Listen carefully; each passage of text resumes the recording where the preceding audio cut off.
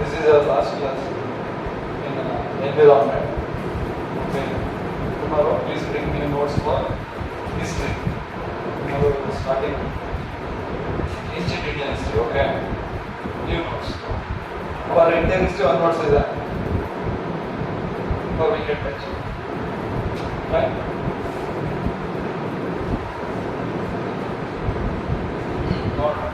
ಸಕ್ಕರೆಲ್ಲ ಒಂದು ಹಿಡಿದು first ancient Indian history start ಮಾಡ್ತಾರೆ ನಾಳೆ ನೆಕ್ಸ್ಟ್ ಕ್ಲಾಸ್ ನಾಳೆ ಸರಿ ಇವತ್ತು ಮುಗಿಸೋಣ any doubts debates anything from our last class notes complete ಮಾಡಿ ಲಾಸ್ಟ್ 3 ಕ್ಲಾಸ್ ಆಬ್ಜೆಕ್ಟ್ ಕಂಪ್ಲೀಟ್ ಮಾಡಿ ನೋಟ್ಸ್ ಅಂಡ್ ದೆನ್ ಅರ್ಥ ಆಗ್ತಿರೋದು ಯಾವುದೋ ಡಿಸ್ಕಷನ್ ಇಲ್ಲ ಕಾನ್ಸೆಪ್ಟ್ ಯಾವುದು ಇಂಟ್ರೊಡ್ಯೂಸ್ ಮಾಡಿ ಹೆಚ್ಚಾಗಿ ನೋಟ್ಸ್ ಸಾಕು ಲಿಕ್ವಿಡಿಂಗ್ environment what is the subject environment what is ecology ನೆನಪಿದೆಯಾ what is ecology remember last class we started with which topic? Last class, Sunday afternoon class, we started with which topic? It's like a bridge. It's suddenly starting. Let us do some bridging activity. What is the last topic? I mean, last class we started with which topic? Please. Super jora dance or to protect ozone layer. What are the legislations, I guess, international organizations to protect ozone layer adella nodidni.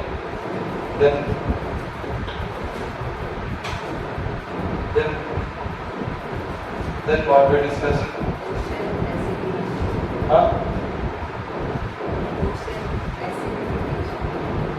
Ocean acidification. Then quicker, 5 minutes alone, sir.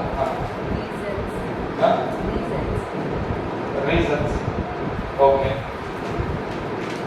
Just heading. Reasons. Reasons for ocean acidification. Next.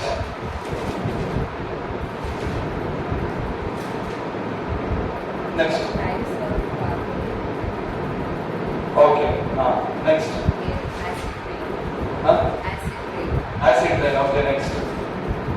ಬೇರೆ ಇಲ್ವಾ ನೀವಿದ್ದೀರಾ ನೀವು ಹೇಳಿ ಮತ್ತೆ ಹೇಳಿ climate change okay global warming green house gases okay ಬೇರೆ ನೀವಿದ್ರಲ್ಲ carbon dioxide. Okay. Climate change organization. Fine.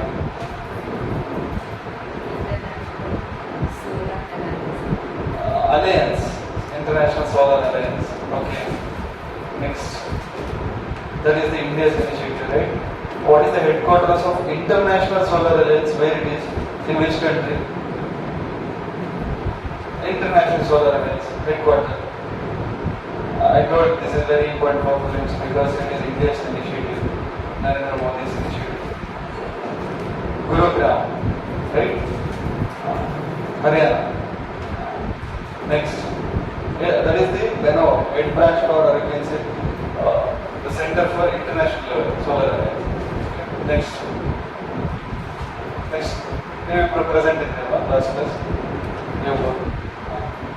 Say something. Heading, just heading. Yes, ma'am. Yes.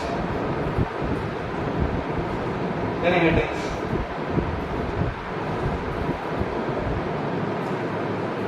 Okay, you get it. Climate resilient or climate smart agriculture. Okay. See, the list I gave, right? Different kinds of agriculture. Do you remember that list? Just name the list. What is that? I don't want. In spontaneous, I wrote 4 to 6 kinds of agriculture in a single stretch. I remember. We 10 or 20 seconds I wrote 6 kinds of agriculture, right? Start. Organic farming, scientific agriculture, mixed farming, shifting agriculture, agro farming, intercropping. These are the different kinds of, right? Organic farming.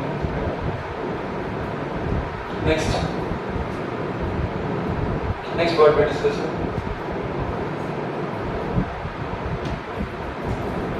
Please just ready. National greenhouse gas.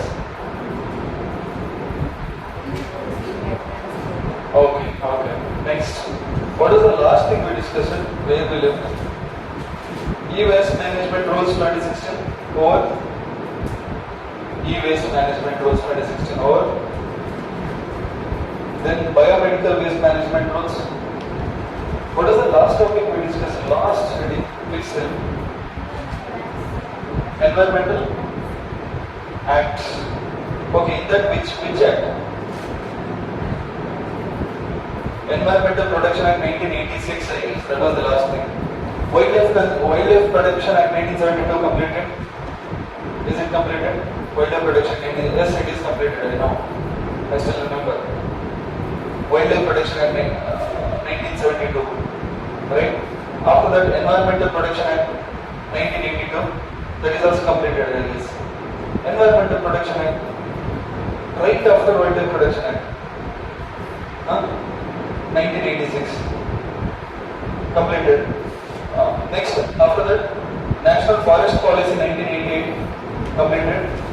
After that was the last thing we discussed, National Forest Policy 1988. So we are discussing environmental legislations, that too within India. Acts, legislation is the acts, the policies, some of the government measures which brought for the conservation of the environment, or you can say wildlife to the extent.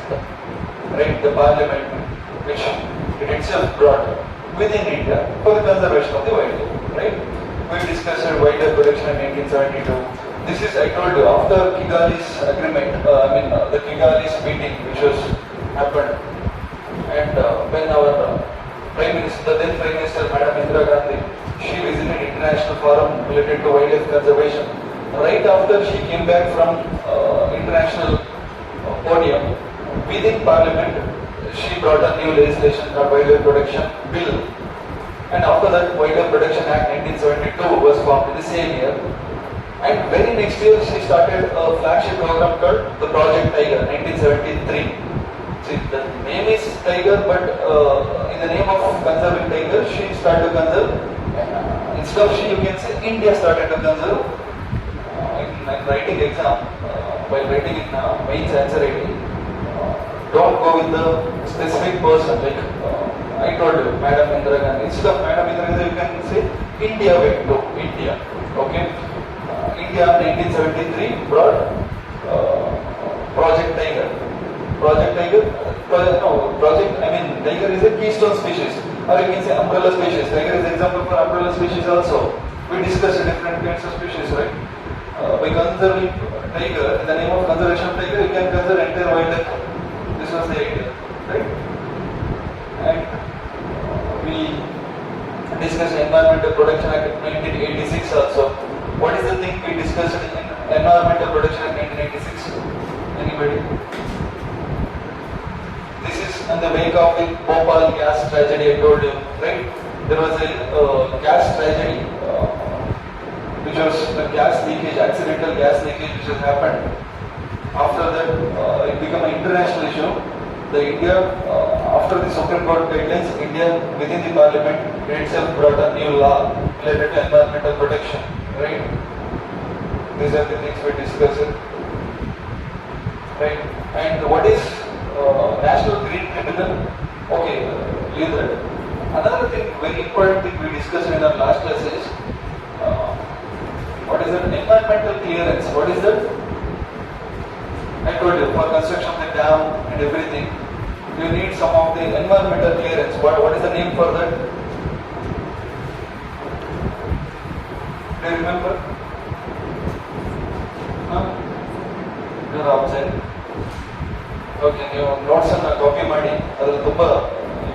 pointers I'll discuss, but for any constructions that was specifically related to in and around the national parks, in and around the wildlife sanctuary, it's protected areas, and some of the sensitive areas like Western Ghats and foothills of Eastern Ghats, Andaman and Nicobar in that region, which is very specifically, which is very important for the environment point of view. In that area, for any kind of constructions, even industrial constructions, even the dam constructions, or any kind of new construction, you have to get a special permission from the Ministry of Environment, Forest and Climate Change. Okay, this is the thing we discussed, that is there in your notes, and there is a specific name for that legislation also. We discussed everything. Okay. And what we discussed under National Forest Policy 1988, and what is the aim of it? At least minimum 1/3 of the terrestrial land, it should be under the tree cover or forest cover. That is the aim of the National Forest Policy of 1988. We discussed it, right? Remember? That was the last thing, I guess, right? Take heading, the another thing, the same, the government acts which is related to conservation of biodiversity. Biological Diversity Act. Biological Diversity Act 2002.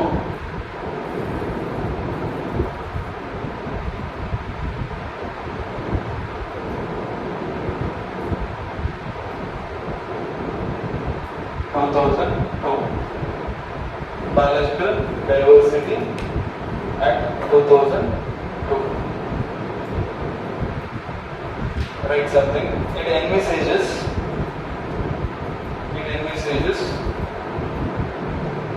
ENPISAGES, three-tier structure to regulate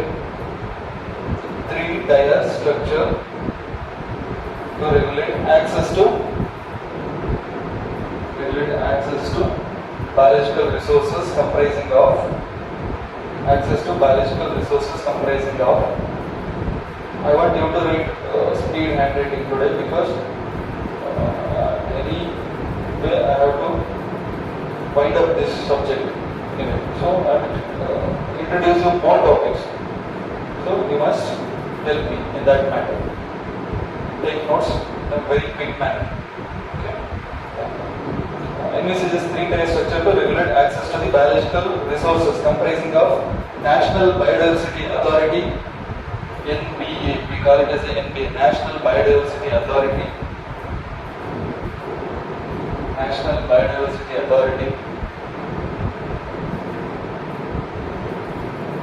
State Biodiversity Authority,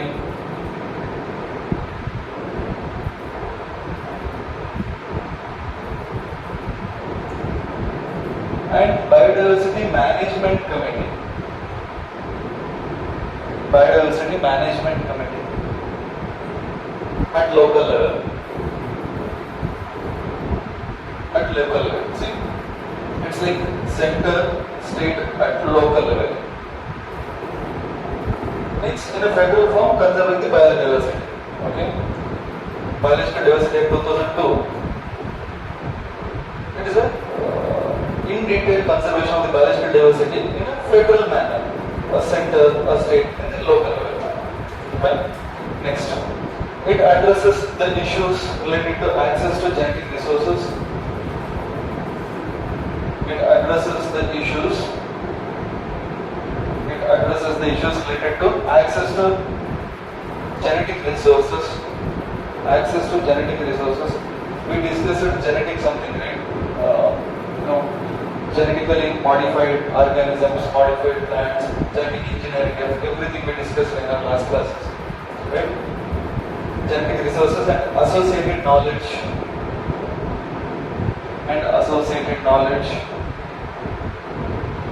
Underline this: fair and equitable sharing of benefits. Fair and equitable sharing of benefits. Addresses issue related to access to genetic resources and associated knowledge, and fair and equitable sharing of benefits. Underline fair and equitable sharing of benefits. This is important for clients. Arising from utilization of biological resources to the country. Arising from the benefits arising from utilization of biological resources to the country.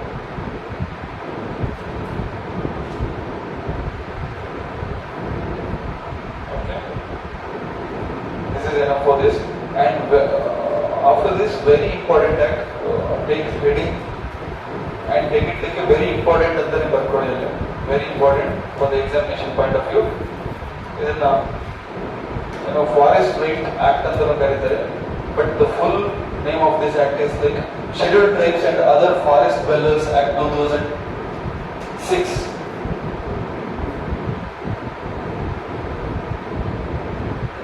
Scheduled Tribes and Other Forest Dwellers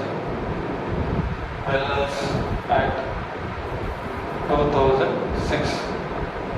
See, anybody here with anthropology optional? No, anthropology, Manava Shastra optional, third or anything. If anthropology was an optional, this is the main thing in anthropology. My option is anthropology. This is very important question. We can say this is the act which gave the rights to the forest dwelling community. For dwelling means one who live in the forest. Dwellers. Means this is the act, the rest of the act still 2006 is the act for harassment for the tribals. Or you can say those are the acts before 2006 which acts made, the act itself made the communities which is dwelling there, or you can say the communities which is living in the forest as alien for that forest. Means something outsiders. They are not the owners of that entire forest. But this particular act, Forest Right Act 2006, are complete. Scheduled Tribes and Other Forest Dwellers Act 2006 Act made the forest community, or you can say the resident of that forest, as the owner of the forest. Okay. And instead of saying owner, it gave tremendous rights for the forest produce. For them, this act gave tremendous rights for them. Before the government used to consider them as one or trespasser and entered into the forest. Government used to consider like that. Trespass ಮಾಡಿ ಅಲ್ಲಿ enter ಆಗಿದ್ದಾರೆ ಅಂತ. But after this act, government started to consider they are the initial dwellers. They are the, from the ancient time, they are the assets. Or you can say forest is their assets. That is the source, their source. Government is started to think like that after this act. So this act made them owners of their forest, or owners, you can say, they are the owners of the forest after this act. So this gave very tremendous strength to the forest dwellers, STs, scheduled tribes. So you can say this is a kind of benefit, or you can say bumper for the forest dwellers. After this act, they become very strengthened in terms of legislation, or legally they become very strengthened. Okay. The nodal agency for the implementation of this is Ministry of Tribal Affairs. Hence it comes under Ministry of Tribal Affairs. Nodal agency for the implementation of this act was Ministry of Tribal Affairs. We call it as a MOTA, M-O-T, Ministry of Tribal Affairs. Okay, very important. Something what they will give, Forest Rights Act. They will not give the entire name in prelims. Forest Rights Act 2006. This comes under which ministry? They will not give, Scheduled Tribes and Other Forest Dwellers. Because bracket and ಬರ್ಕೊಳ್ಳಿ. Another name for this act is Forest Rights Act. Forest Rights Act 2006. And sometimes they will only give Forest Rights Act 2006, which comes under which ministry? The first option would be like Ministry of Environment, Forest and Climate Change. So everybody go for the Ministry of Forest, okay? So that is not the case. This comes under Ministry of Tribal Affairs. Rest of the things like Wildlife Conservation Act 1972 or the Biological Diversity Act, or I can say the Forest Rights Act 1986, everything comes under Ministry of Environment, Forest and Climate Change. But this particular act comes under Ministry of Tribal Affairs. So very important for the prelims perspective. Okay. The act is applicable to next point. The act is applicable to tribals, and other traditional forest dweller community. Other traditional forest dwelling community. Dwelling means living. Other traditional forest dwelling community.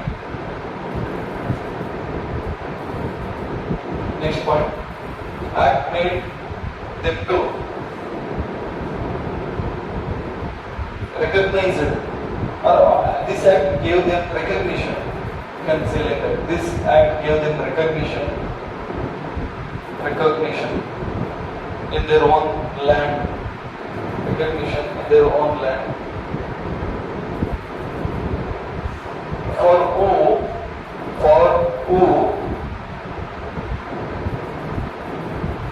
living there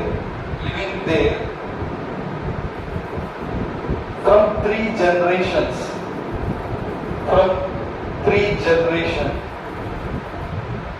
prior to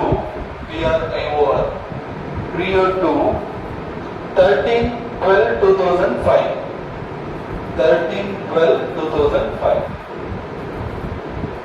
13 December 2005, and primarily depend on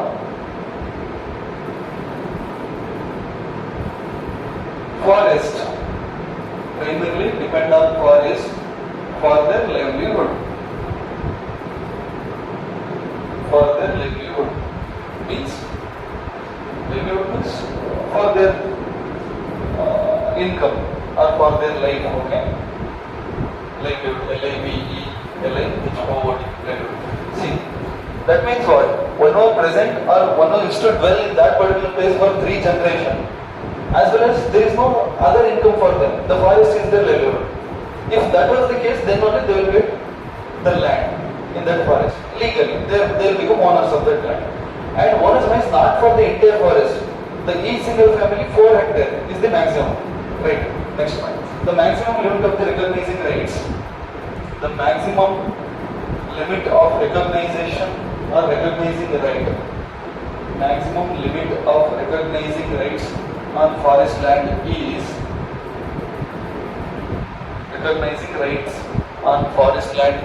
4 hectares. 4 hectares.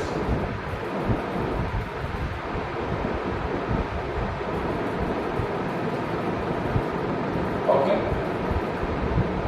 Next point. The Act recognizes right of ownership access to. The Act recognizes right of ownership access to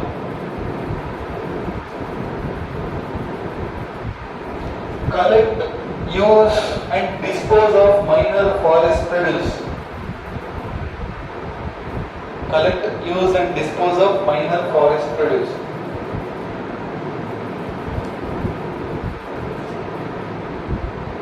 By tribals. See, what is minor forest produce? Minor forest produce. Timber. Anything except timber. The product which is arised out of the forest, anything but except timber. This is the proper definition of minor forest produce. Anything except timber means the gum, the bark, the leaf, the fallen leaf, or I can say some of the fruits, medicinal plants, but not that stem timber. Timber cut by deforestation. So except the rest of it. Next point, Gram Sabha has been designated as Gram Sabha. So this is linking environment with the politics. Gram Sabha, you know, right? Gram Sabha, we discuss local government. The Gram Panchayat is different from Gram Sabha. Okay, what is the minimum age to become members of Gram Panchayat? 21. What is the minimum age to become a member of Gram Sabha? What is Gram Sabha? I will tell you again. Gram Sabha means the resident of particular village who are eligible to casting their vote. All residents are Gram Sabha, Gram Sabha members. Grama Sabha ಅಂತ ಕರೀತೀವಲ್ಲ, ಸಭೆ ಅಂತ ಕರೆದ್ರೆ ಗ್ರಾಮ ಪಂಚಾಯತಿ member ಮಾತ್ರ ಬರಲ್ಲ. ಅವರು in general ಎಲ್ಲರೂ ಬರ್ತಾರೆ. ಗ್ರಾಮ ಸಭೆ means Gram Sabha means the residents, you can say the voting registered residents of particular village all are part of Gram Sabha. Okay, that Gram Sabha we are talking. Gram Sabha has designated as, not Gram Panchayat, underline Gram Sabha has been designated as competent authority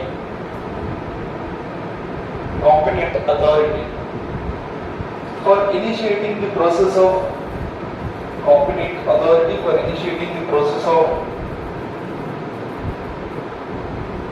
determining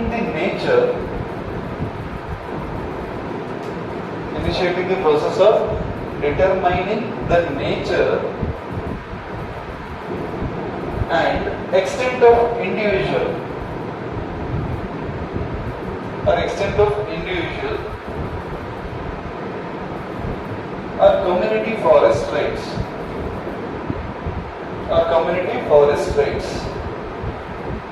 individual or community forest rights.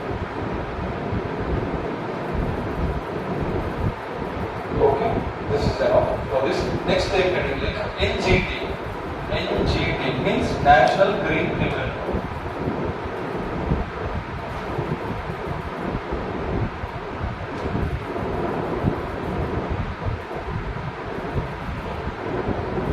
National Green Tribunal, NGT. We discussed a lot many other tribunals like Indus Water Tribunal, Kaveri Water Tribunal. In politics, tribunal is what? What is tribunal?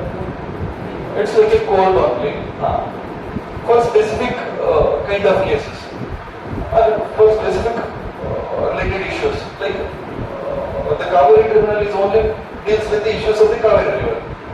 Indus River Water Tribunal is only deals with the issues of the Indus River Water. Like that. National Green Tribunal only deals with the issues of the green, or you can say the environment of India, like that.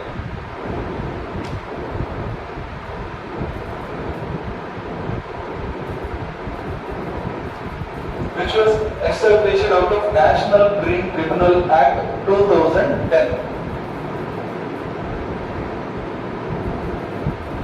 National Green Tribunal Act of 2010. It's a statutory body. See, what is statutory body? What is the difference between constitutional body and statutory body? The body which is mentioned in the Constitution itself is called Constitutional Body. Election Commission of India or Finance Commission of India. Means Constitution itself, there is a specific article for that and it is mentioned within Constitution. By the Act of Parliament, or you can say by bringing law, some body was formed, means that is statutory body. That is it. So we discussed this in our political classes. This is the Act of the National Green Tribunal Act of 2010.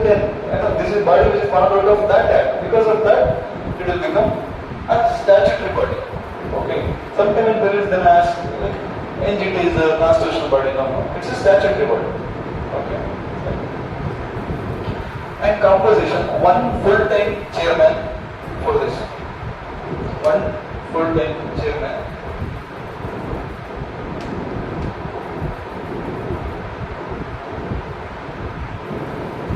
And other members are not less than 10.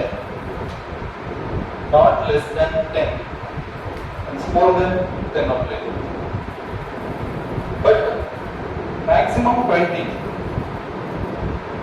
Maximum 20. Some are full-time judicial members. Some are full-time judicial members. And few are from environment background. Few are from environment background. And few other.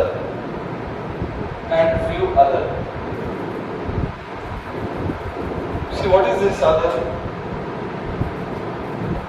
Sometimes these IFS officers, they also posted for member for National Green Tribunal. National Green Tribunal.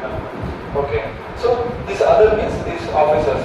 Sometimes if IPS officers he did his graduation environment related, like CVZ ಮಾಡಿರ್ತಾರೆ ಅವರಿಗೆ environment ಮೇಲೆ ಏನೋ ಇಷ್ಟ ಇರುತ್ತೆ ಅವರಿಗೆ after his completion of his service after 6 years he may posted as a NGT member if he was interested, like that. Okay, others like this. Next, e-waste management we did not discuss it, right? E-waste, electronic waste management, we discussed it. No? We discussed it, but we did not discuss in the e-waste management rules of 2016. Those are rules. We discussed e-waste management, I still remember. E-waste management, electronic waste, e-waste and the board in notes, don't worry. Now, take up the legislation, e-waste management rules 2016. We are discussing legislation, so take that also. E-waste management rules 2016.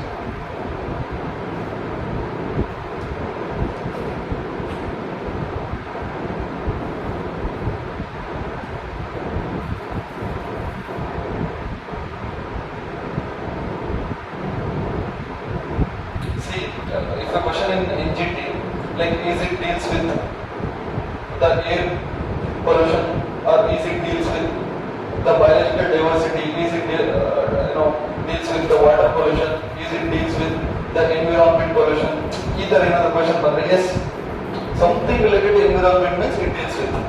Okay, then that is common sense. Something, anything related to environment, it may be pollution, it may be biodiversity, it may be protection, whatever, something related to environment means the National Green Tribunal is going to involve. Okay, see why the government went for these kind of criminals instead of the Supreme Court, High Court. Can Supreme Court and High Court also can do this, right? Or some other civil courts. Why the government went for, after 2010, the government went for a specific court for specific kind of problem. Tribunal. Why the government went for tribunal? What is the need of the tribunal for the country? See, if you look at our Indian judiciary, the pendency of the cases is the main problem. If you add this some more extra, like these kind of engine, the matters which is we surrender or the matters we legislate within matter we judge within the NGT are some of the important matters and quick judgment is needed.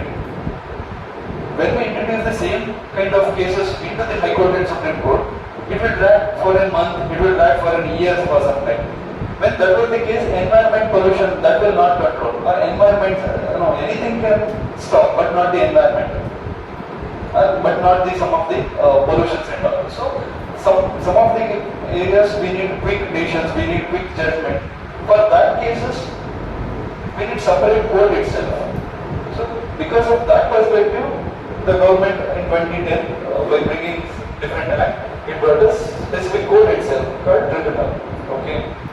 So, dependency of the case is your answer, should be your answer. Like why, in your interview, you can ask why instead of Supreme Court, High Court, why they went for that. Dependence on the cases. And another thing you can say, you can't able to see every cases from the perspective of the legal lens or from the lens of the legal lens. Our Supreme Court and High Court judges, they may be good at the legal concepts. Right? They may be good at fundamental rights, DPSP, they may be good at the constitution. They may be masters of the constitution. But master of the constitution not able to give justice for the environment most of the time. So environment related masters or environment related knowledge for something which needed to give justice to environment related cases. So specific cases need specific kind of judges. So NGT is a wonderful invention by the Indian court or Indian Parliament. This kind of okay? Right. What is the heading you have taken? E-waste management. E-waste management rules 2016. This was the heading. Right. Applicability of the rules. Applicability of the rules.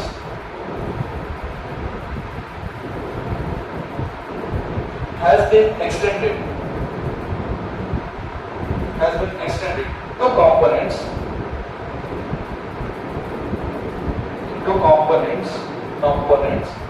consumables, spares,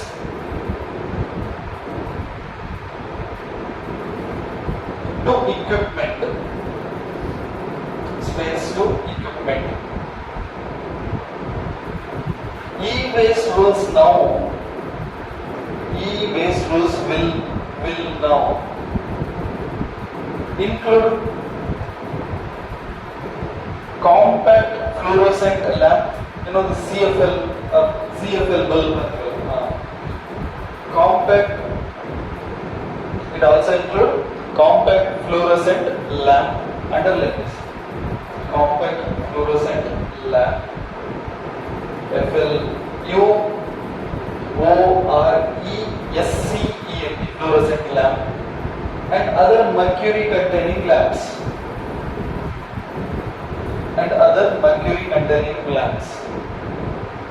As well as other such equipments. Okay. In some films then I ask like the other equipments like CFL bulbs or spares, components, consumables. These are outside the e-waste management or e-waste management rules. No. These are all included under e-waste management rules. Okay. Next. Penalty for violation of rules. Penalty for violation of rules under Environmental Protection Act 1986. The penalties mentioned under the Environment Protection 1996 will applicable for this act. Okay. Applicable for the violation of this rule. Next point, right? Manufacturer, dealer,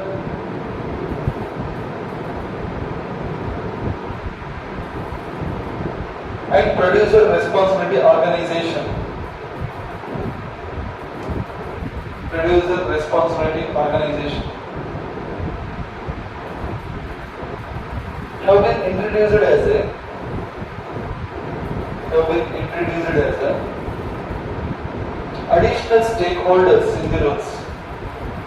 Have been introduced as additional stakeholders in the rules. You know what? Extended producer responsibility concept. Extended producer. I will come to that after this. That is a concept that is there in current affairs also. I will do the first like this. New rules will bring the producer. Next point. New rules will bring producers under. New rules will bring producers under extended producer responsibility. Now read, then I will define what it is. Extended producer responsibility. Extended. EXTENDED. Producer responsibility. Extended producer responsibility. EPR along with targets.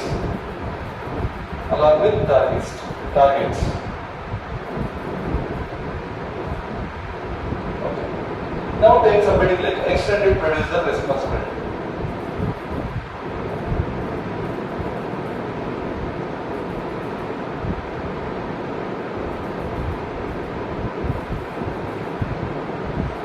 What is this extended producer responsibility?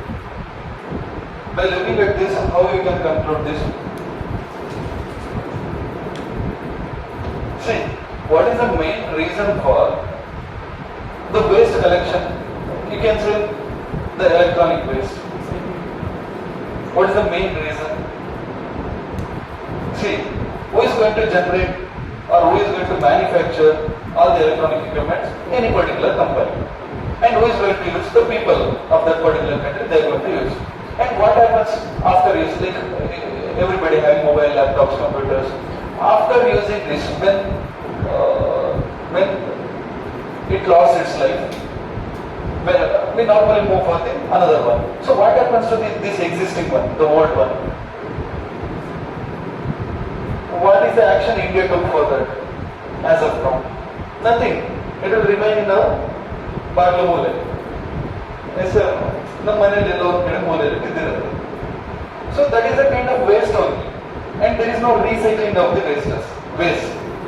So in single house you can manageable. If you look at the country as a whole, if you look at the number of amount or you can say the size of the waste collection or waste generation every day. And additionally every month, every year. That is something the matter of issue, or you can say issue of discussion only, right? So how you can control that?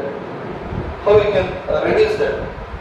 And that is not good for the environment perspective. Something the waste is collecting means that is harmful only for the environment, because that is having lot many chemicals, or you can say the metals which is harmful for the environment, right? So how we can control that? Because of this, the government of India went for extended producer responsibility concept. So this is the concept which gave responsibility for the producers itself. See, you producer, you are producing this much goods means, and you are the responsibility, or you are having the responsibility to collect back the same thing from the consumer after their usage. If you are not possible to take back that, then you must pay for the government, and government will look after how to take back that. This is another way of extracting more money from the manufacturer. Practically speaking, this is another way of extracting more money, more tax from the manufacturer. Okay, so extended producer responsibility means this is a responsibility of the producer, or you can say manufacturer, for the manufactured goods, the quantity of manufactured goods. And what is the responsibility to collecting back the particular goods which they manufactured and sold to the public? The taking back that means after its usage, after its life, taking back the particular product which is manufactured by themselves is the responsibility of that particular producers. If that producer is not able to do that, government will take care of that, but the money which is spent for that particular recycling done by the government has to spend by the particular producer. This is the thing. Right? Care all words. Enough.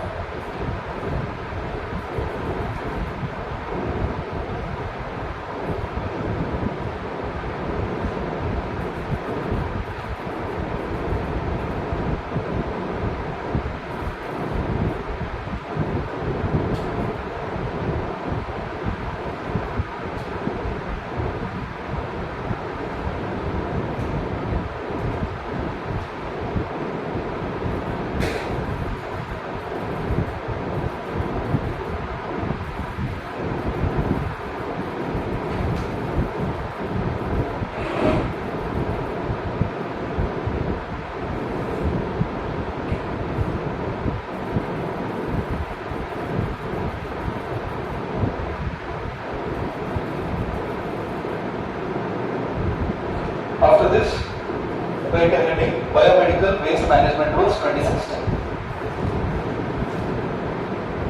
Biomedical Waste Management Rules 2016.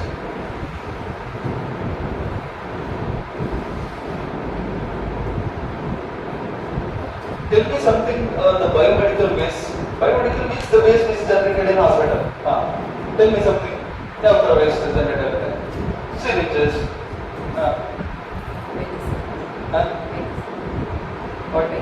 Medicines, medicine wrappers, you can say. Then drip pipes or drip bottle. Then something which is used for the surgery. These are one thing.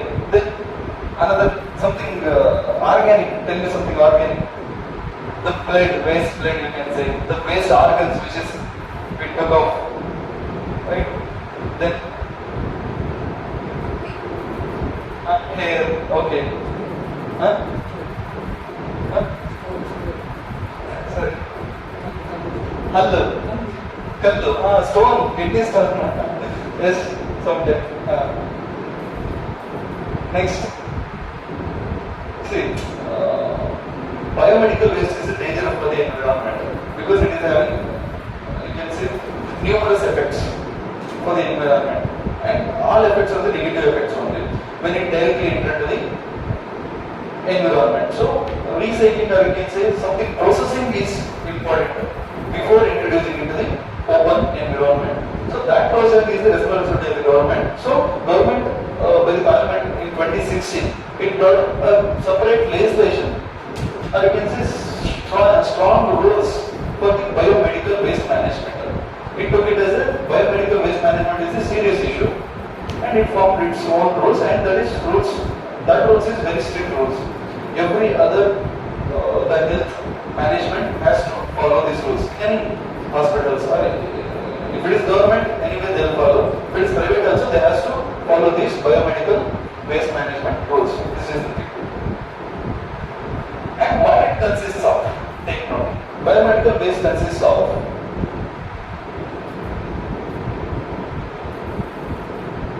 human anatomical waste like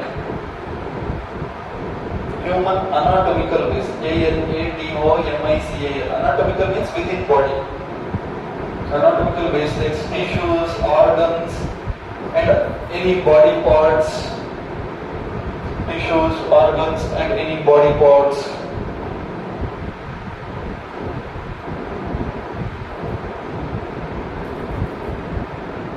These are anatomical. Sometimes bone sticks, anything.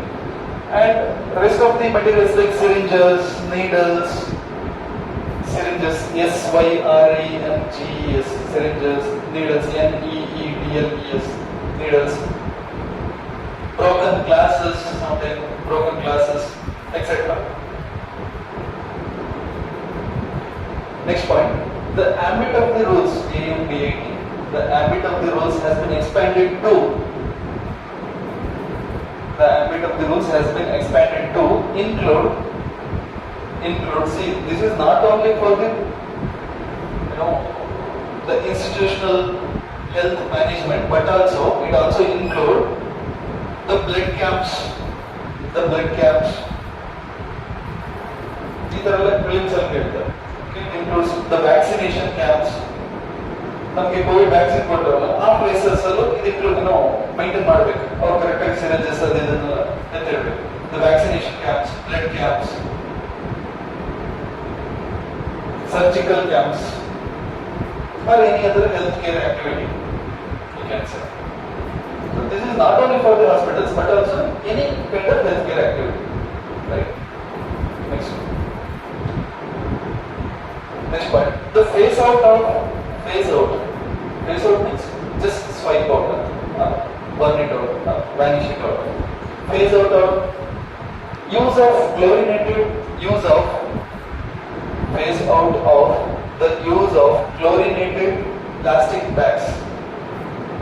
Chlorinated plastic bags, come on, gloves, GLOVES, gloves, and blood bags,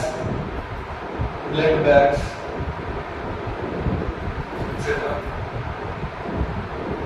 Next one, establish a barcode system for bags. Establish a barcode system for bags or container. Bags or container which containing biomedical waste for disposal.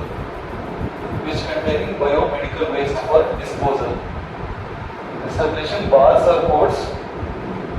Establishing barcode system for bags or containers containing biomedical waste for disposal. Right? If you visited hospital, you will see this. They will properly manage barcode system for particular biomedical waste which is ready for the disposal. They will segregate it. They will segregate dry waste. Dry means for the plastic dry waste separately and the metal waste separately. This is syringes and all. Along with the wet waste separately. If it is organic waste means that is separately. Like that. Right? Bandages separately. They will segregate it and they will barcode it. Okay. This is next. Coastal regulation zone. This is the next actor. Coastal regulation zone.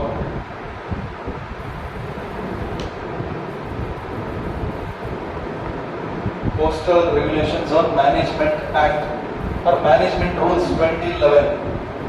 Coastal Regulation Zone Management Rules 2011. See, what is this coastal area? See, so coastal regulation zone means what? Regulating the beaches, regulating the coastal area. Most of the time beaches only, because if you look at the beaches, most of the beaches, if properly not managed means, when the tourist numbers are increasing, pollution, it will become this part of pollution. Because they'll throw papers, they'll throw bottles, then throw out whatever they want, then all waste. Finally that is entered into the seawater. So again it's a kind of pollution. So to avoid that, government in 2011 brought this law. Union Ministry of Environment, Forest and Climate Change, right? Under the Union Ministry of Environment, Union Ministry of Environment, Forest and Climate Change has notified the norms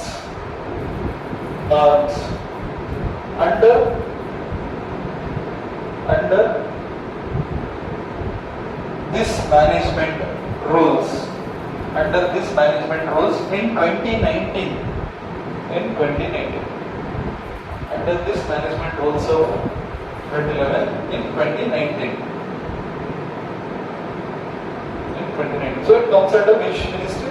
Ministry of Environment, Forest and Climate Change. The new norms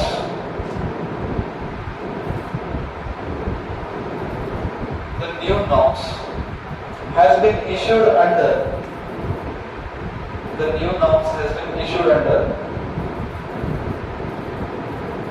Section 3 of Environment Protection Act of 1986. Underline this. Section 3 of Environment Protection Act of 1986. What they'll give? They'll give Wildlife Protection Act. No. So Environment Protection Act. These norms aim to promote sustainable development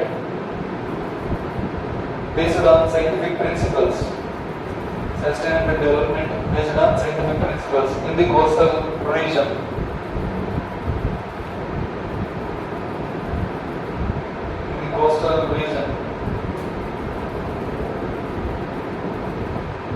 Especially in densely populated areas.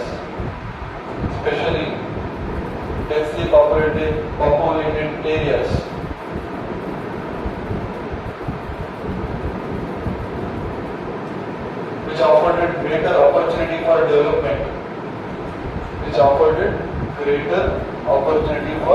development. It's economically highly active, means beaches. Okay.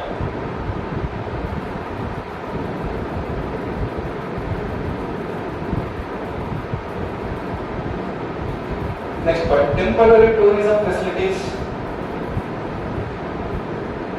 have now been permitted. Temporary tourism facilities just permitted, right? Facilities permitted in the beaches.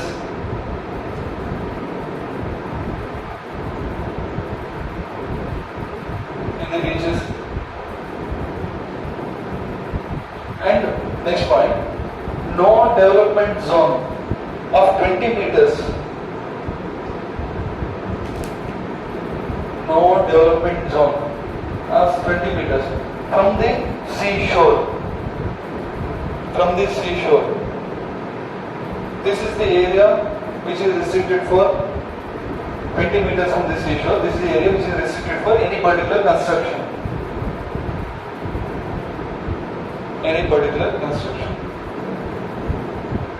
Through these roads.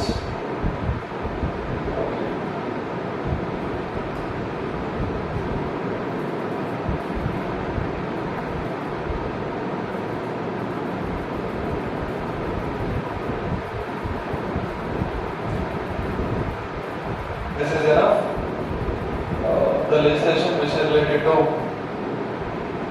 India, or you can say Indian legislation for the conservation of the biodiversity, environment and wildlife is over. And revise this. And let us discuss some of the wildlife conservation efforts which was made by India. Means Parliament, like for specific species, the Project Tiger, like that. Okay? Take heading like the wildlife conservation efforts in India. Let us discuss Project Tiger, Project Elephant, Project Vulture, Project One Not Rhino, everything. Let us discuss one by one. Take heading like wildlife conservation efforts in India. First one, take Project Tiger. Wildlife conservation efforts in India. Wildlife conservation effort in India. First one is Project Tiger. Project Tiger. I told you. This was the then government after the international alliances related to conservation of the wildlife. The very next year, the same year she brought a Wildlife Conservation Act 1972, and very next year she brought the Project Tiger in 1973. So, right, 1973.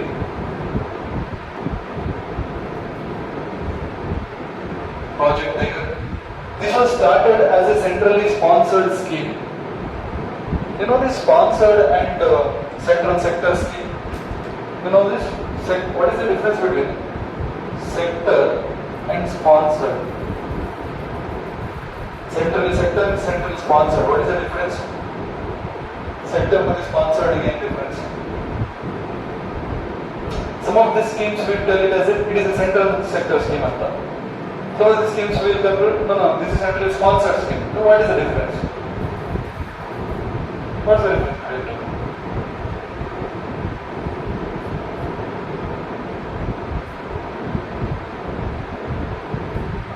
See, differences where, or you can say who funded for that project and in which quantity. If the particular project was funded by the central government, 100% funding done by the central government, then we call that kind of project is a central sector project, or you can say central sector scheme. Some of the schemes is central sector schemes, like if you look at PM Kisan, 6,003 installments, that is a central sector scheme. Means directly 100% funded by the central government. And some of the schemes are not central sector scheme, but is centrally sponsored scheme. Means the schemes made by central and partial funding done by the central. Most of them 50-50. Means 50% central government, 50% state government. And this is also ratios different particular states. If the state is like the Himalayan foothill states, means the rest of the revenue is very less. The state is like northeastern states, means the rest of the revenue IT is very less. And some of these states like union territories, for these Himalayan northeast states, Himalayan foothill states and northeast states of India and union territories, this ratio would be like 90:10. Means 90 by center, 10 by particular state. Because these states revenue is very less comparatively to the rest of the states. This is for normal other states, and this is for the Himalayan foothill states and northeastern states like Assam, Meghalaya, Tripura, Mizoram, Arunachal Pradesh, as well as the union territories like Lakshadweep, Andaman Nicobar, these kind of things. So this is centrally sponsored scheme. 100% done by the central government. 100% the funding was done by the central government. That is central sector scheme. This is the thing. So Project Tiger is centrally sponsored scheme. Means state effort is also there. Not only central government effort. State funding is also there. Okay. The conservation of endangered species. This is for the conservation of endangered species. That is Indian tiger. Indian tiger.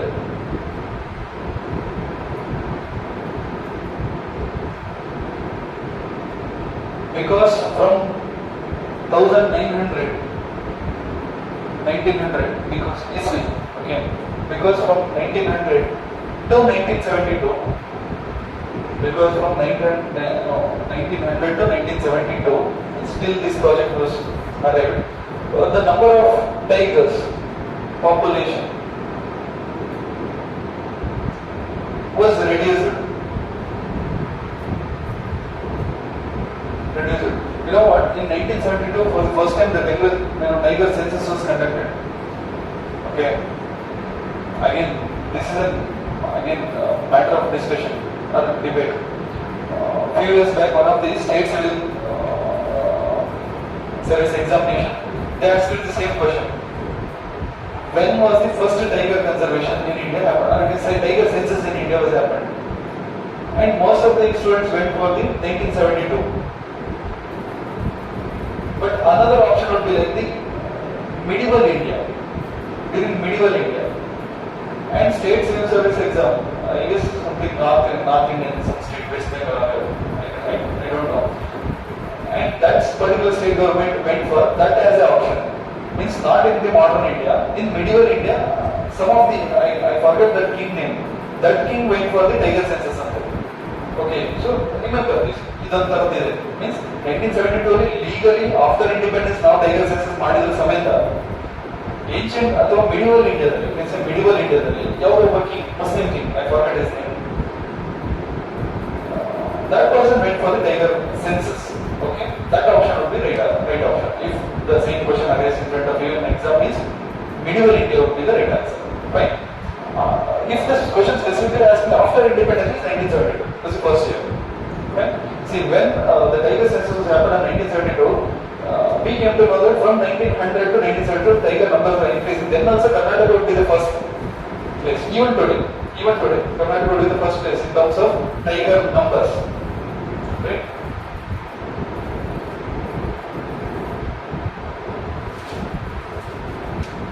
Project aims to ensuring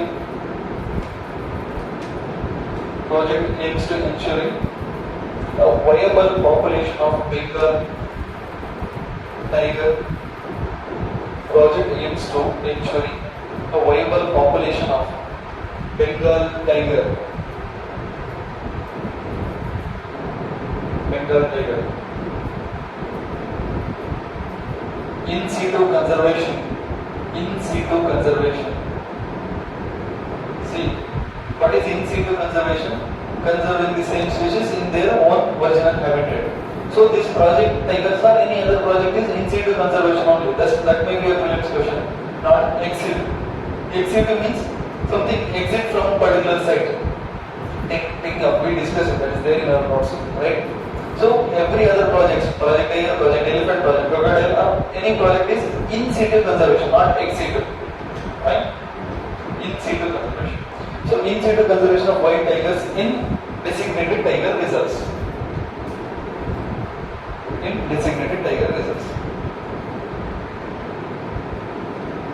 Next point, tiger reserves consists of core zone and buffer zone.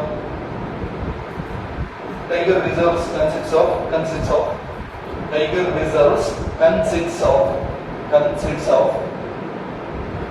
core zone and buffer zone.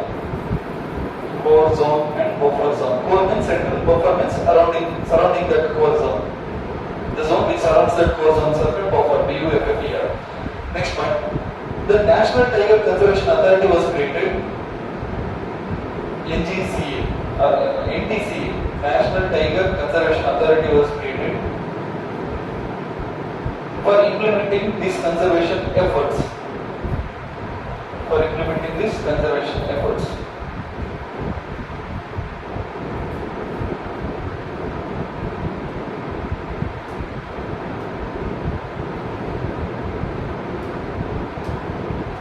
See, do you have any doubt or is this came to your mind? How we will count the numbers of the tiger, that in a wide? There is a different technique for that. Okay. But nowadays through specific cameras, highly what we call focused cameras, what is the proper name for that? High resolution cameras, using high resolution cameras. But the traditional method is like the tiger census method. There is 2-3 technique is there. Pugmark technique. Pugmark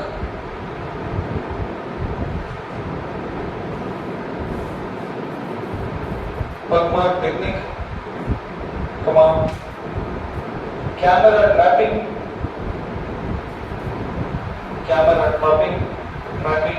See, Pugmark technique means this is the thing.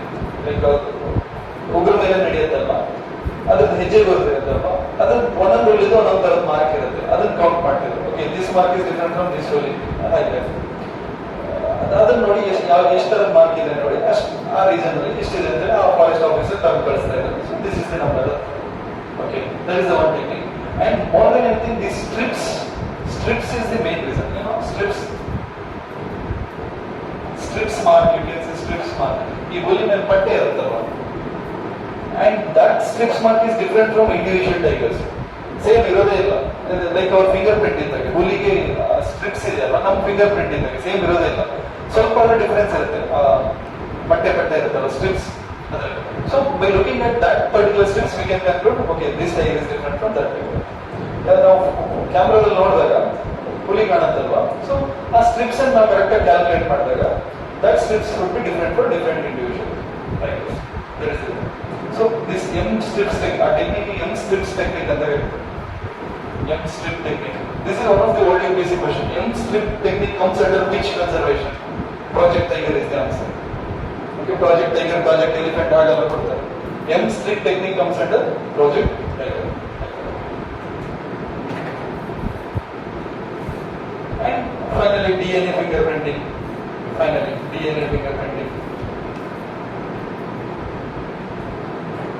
Most of the time we use M strip technique and the camera. Okay. Today. Next, Project Elephant. Launched in 1992. Project Elephant launched in 1992. Centrally sponsored scheme.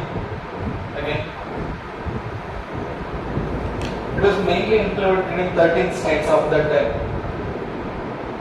Mainly implemented in 13 states.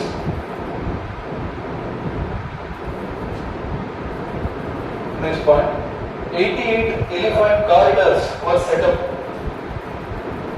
88 elephant corridors. What is this elephant corridor? Corridor means what? I will discuss ಮಾಡಿದ್ದೆ. Yes. See, consider this is the place of one elephant group, and this is another place of elephant group. Residing place, okay, and the area which links these two means it's a kind of road for them, highway for them. This is called elephant corridor. Means the path which travels normally. In between roads ಬರುತ್ತೆ, ನಮ್ಮ roads ಬರುತ್ತೆ, highways ಬರುತ್ತೆ, ನಮ್ಮ ತೋಟಗಳು ಬರುತ್ತೆ. Okay, actually there is an elephant corridor, and Wildlife Conservation Act ಅಲ್ಲಿ ಇದು ನಾವು ಬಿಡಬೇಕಂತ ಇದೆ, ಬಟ್ ಅದನ್ನ ಯಾರು ರೆಸ್ಪೆಕ್ಟ್ ಮಾಡಲ್ಲ. ಓಕೆ, ಇಲ್ಲೆಲ್ಲ ನಾವು ತೋಟ ಮಾಡಬಾರ್ದು, ಆಮೇಲೆ ಇದು ಖಾತೆ ಇರೋ ಜಾಗದ ಮೇಲೆ ಹೋಗುತ್ತೆ, ಕೆಲವು ಸರ್ತಿ ಹೈವೇ ಮೇಲೆ ಹೋಗುತ್ತೆ, ಕೆಲವು ಸರ್ತಿ ಸೊ ನಮ್ಮ ತೋಟದ ಮೇಲೆ ಹೋಗುತ್ತೆ. Means this is a link between two forest where elephant reside. ಇಲ್ಲೊಂದು ಫಾರೆಸ್ಟ್ ಇದೆ, ಎಲಿಫೆಂಟ್ಸ್ ಗ್ರೂಪ್ ಇದೆ, ಇಲ್ಲೊಂದು ಫಾರೆಸ್ಟ್ ಇದೆ, ಎಲಿಫೆಂಟ್ಸ್ ಗ್ರೂಪ್ ಇದೆ. ಎಲಿಫೆಂಟ್ಸ್ ಸಣ್ಣ ಜಾಗ ಸಾಕಲ್ಲ, ಇಲ್ಲಿಂದ ಅಲ್ಲಿ ಹೋಗುತ್ತೆ, ಅಲ್ಲಿಂದ ಇಲ್ಲಿ ಬರುತ್ತೆ, depending on different seasons, breeding time ಅಲ್ಲ. ಸೊ ಆ ಟೈಮಲ್ಲಿ ಈ ಕಾರಿಡಾರ್ ವೆರಿ ಇಂಪಾರ್ಟೆಂಟ್. ಈ ಕಾರಿಡಾರ್ ಮೇಲೆ ಯಾವುದು ಕನ್ಸ್ಟ್ರಕ್ಷನ್ ವರ್ಕ್ ಆಗಬಾರ್ದು ಅನ್ನೋದೆಲ್ಲ ಸುಮಾರು ರೂಲ್ಸ್ ಇದೆ, ಇಂಜಿನಿಯರ್ ಫಾಲೋ ಮಾಡ್ತಾರೆ. ಗೊತ್ತಿಲ್ಲ, corridor means it is a path which connects two different elephant habitats. Okay. 88 elephant corridors were set up to enhance specially. Means these 88 corridors all around India were set up to enhance especially the elephant number and its survival and birth rate. See how this elephant corridor links to its birth rate, how we can in particular seasons, for example in a breeding season, consider in this group of elephants there is male members are more, in this group of elephants female members are more. So movement which is very specious, or you can say very crucial. The connection between the two groups of the elephant group is very crucial. So if we damage this particular elephant corridor, is their movement or their connection going to drop? So this particular corridor is very important for its breeding activity. Fine? Like that. Next point. Monitoring of illegal killing of elephants. Monitoring of illegal killing of elephants. Illegal killing of elephants. Mike program. Monitoring of illegal killing of elephants. Mike program was launched under this. You know this? What is this Mike program?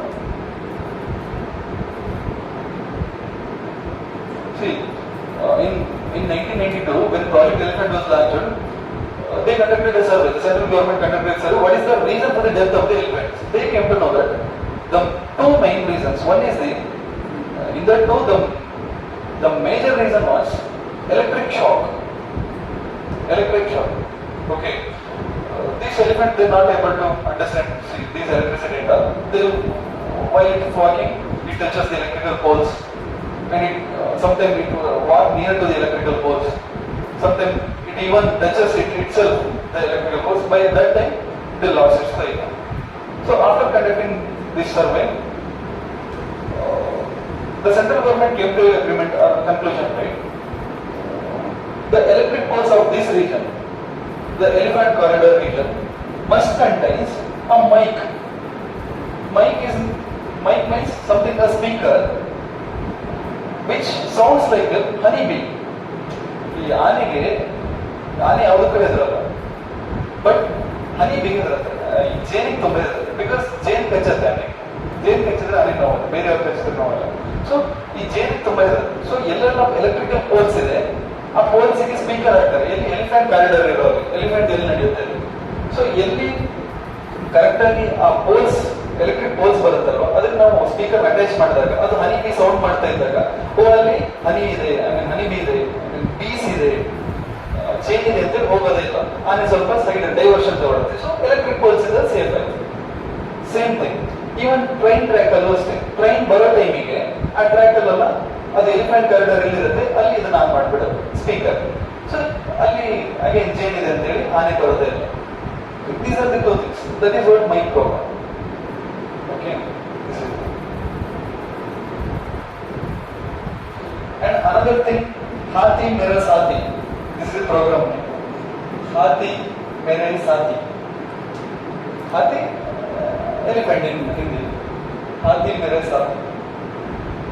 This is a program by Ministry of Environment, Forest, Climate Change. This is a conservation of the elephant. This is the thing. Okay. Next, vulture.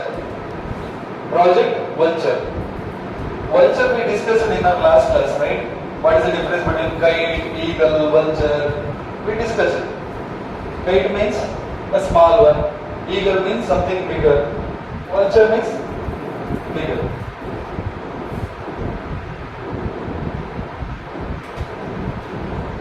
The decline of vulture, first seen in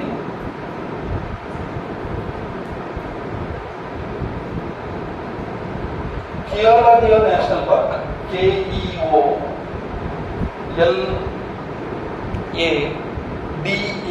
Keoladeo National Park. It's a national park in Rajasthan. Okay.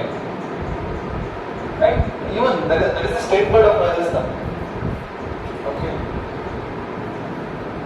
And Ghana National Park.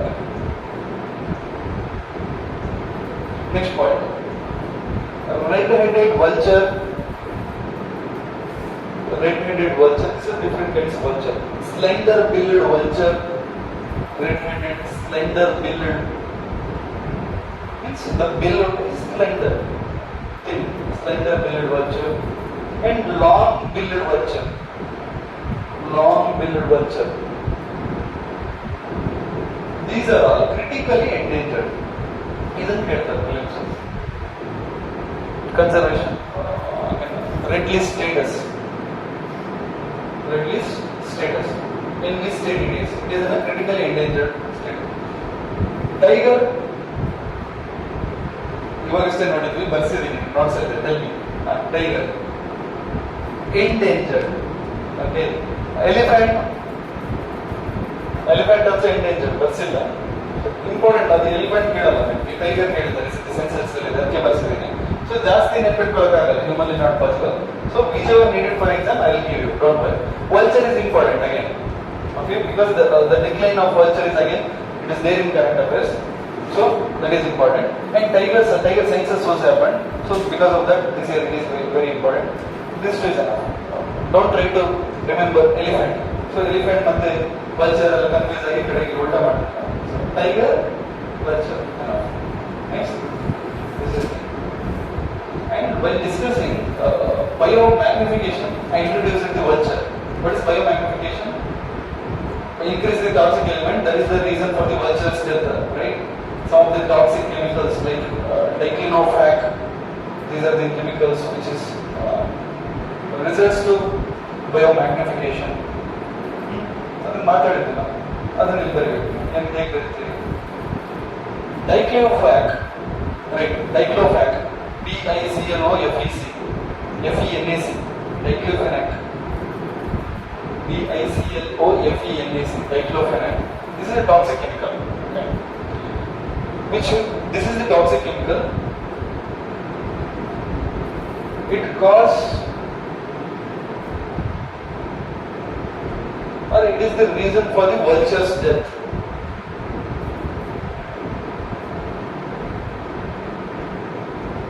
Vulture's death.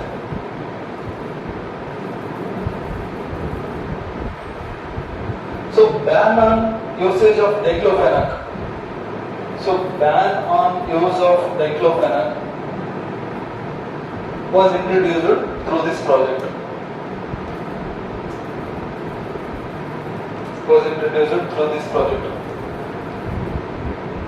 And next point, vulture safety zone was constructed, or vulture safety zone was declared.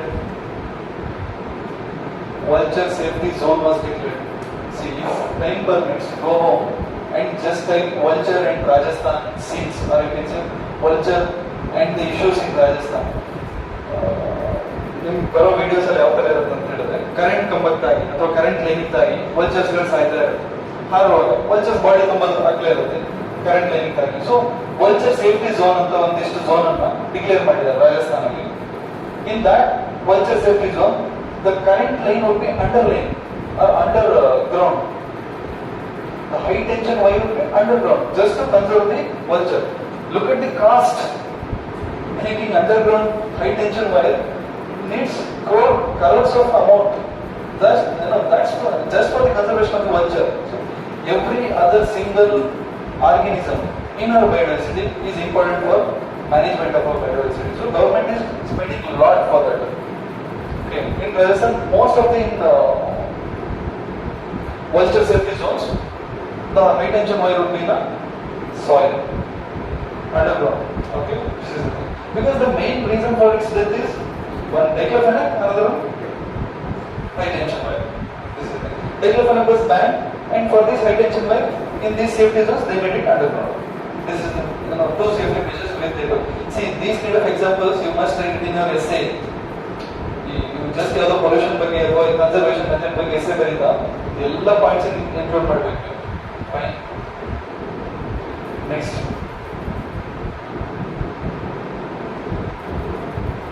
One-horned rhinoceros, another project.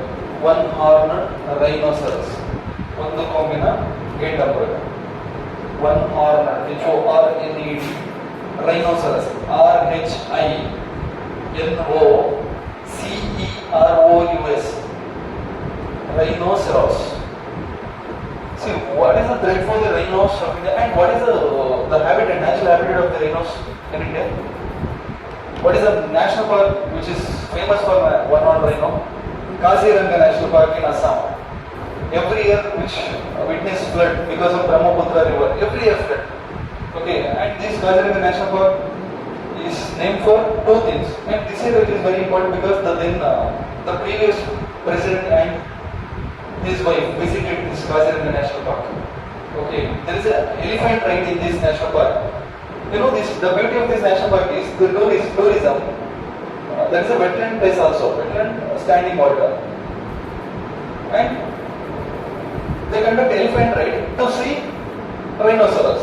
Now elephant ಮೇಲೆ ಕೂತ್ಕೊಂಡು rhinoceros ನೋಡಬಹುದು, and early morning ride. Okay, videos ಎಲ್ಲ ಸಿಗುತ್ತೆ. ನೀವು doctor bro call ಮಾಡಿದ್ರೆ ಅವರು ಒಂದ್ಸತಿ ಹೋಗಿದ್ರು ನೋಡಕ್ ಸಿಗುತ್ತೆ. Right? One-horned rhinoceros.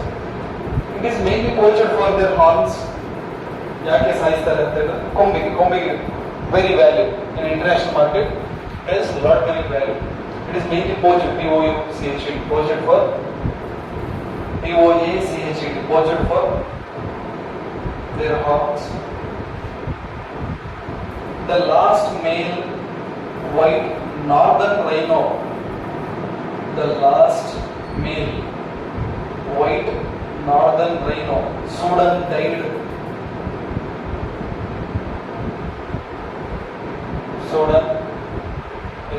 Sudan died last year.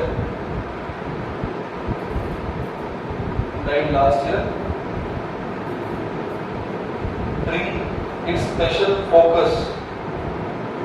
Which bring its special focus. Okay. The Sudan, country Sudan, in that place there is a northern white horned rhinoceros there, and that got extinct because the last male one that was died. So because of that, this is crucial for here in India. We have to conserve this because already in rest of the places it is extincting. So in India we must conserve. This is crucial. Next one. Indian Rhino Vision 2020 was successful. Indian Rhino Vision 2020 was successful.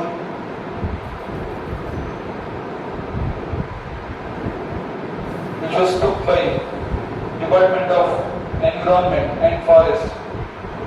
Which was took by Department of Environment and Forest in Assam.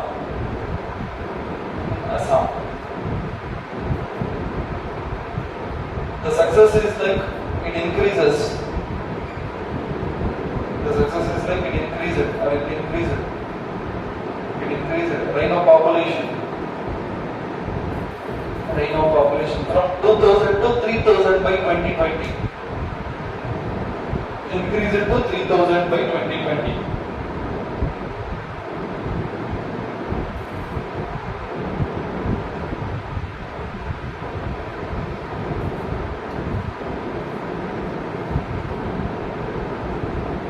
Next, Project Snow Leopard.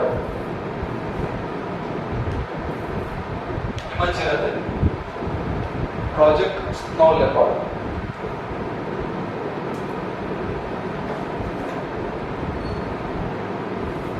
It's an Indian initiative which was founded in 2009. It was an Indian initiative. It was launched in 2009 for strengthening wildlife conservation in Himalayan high altitudes. For strengthening wildlife conservation in Himalayan high altitudes. For strengthening wildlife conservation in Himalayan high altitudes. Himalayan high altitude means in different mountains of the Himalaya where the snow leopard located or habituate. Right? Conservation above 3000 meters. Conservation above 3000 meters in Western and Trans Himalayas.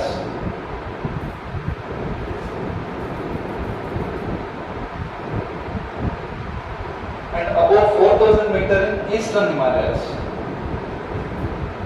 Above 4000 meter in Eastern Himalayas.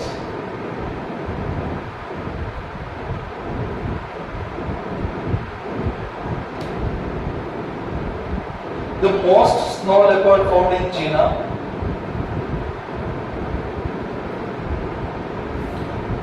Most snow leopard found in China.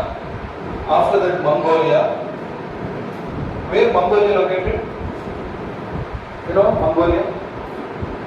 Northern side of China. Okay, there is a country like in between Russia and China. Mongolia. Then, and third place India.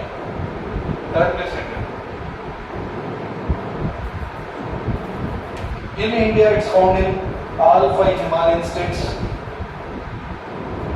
In India, it's found in all 5 Himalayan states above 3000 meter altitudes. Above 3000 meter altitudes.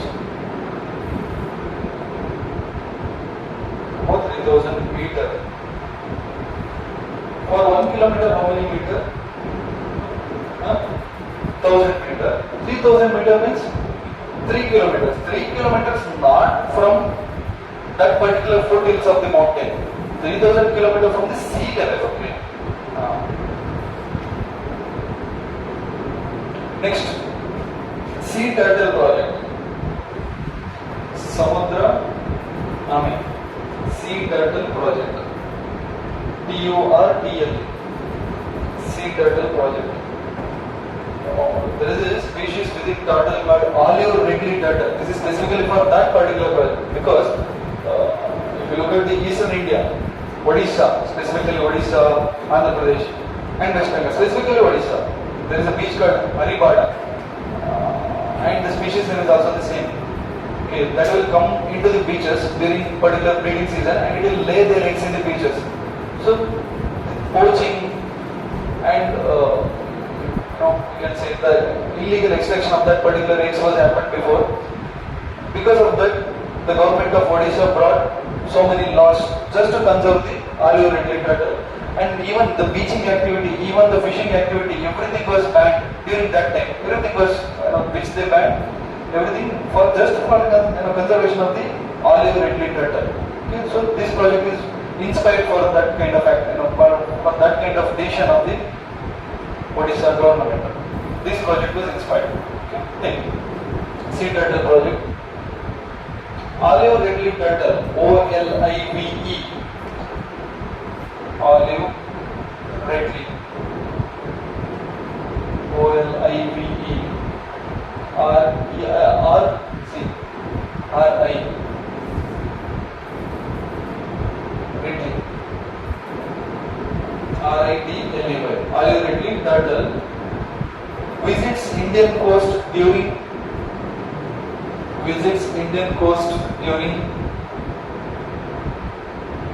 winter for hatching. HATCHIT. Hatching means marine also. Motte in the marine. For hatching. Ministry of Environment, Forest and Climate Change. Next one. Ministry of Environment, Forest and Climate Change. With collaboration with. This is very important. Something that I asked in your place. With collaboration with UNDP, United Nations Development Program. UNDP started this project in 1999. So who started this project turtle? Ministry of Environment, Forest and Climate Change, Government of India. Along with that, the international organization called UNDP. Not only Government of India's project. This must be in your mind. It started in India along with the UNDP. Because of that, it is very important for the balance. UNDP. Isn't it? Who started this? UNDP. Instead of UNDP, WHO or something, World Life Conservation, something, WWF, World Wide Fund for Nature. There are other. So United Nations Development Program, that must be UNDP. Underline, put a star mark and say it is important. Next one. Wildlife Institute of India. Where it is present? WII, Wildlife Institute of India. Dehradun, Uttarakhand.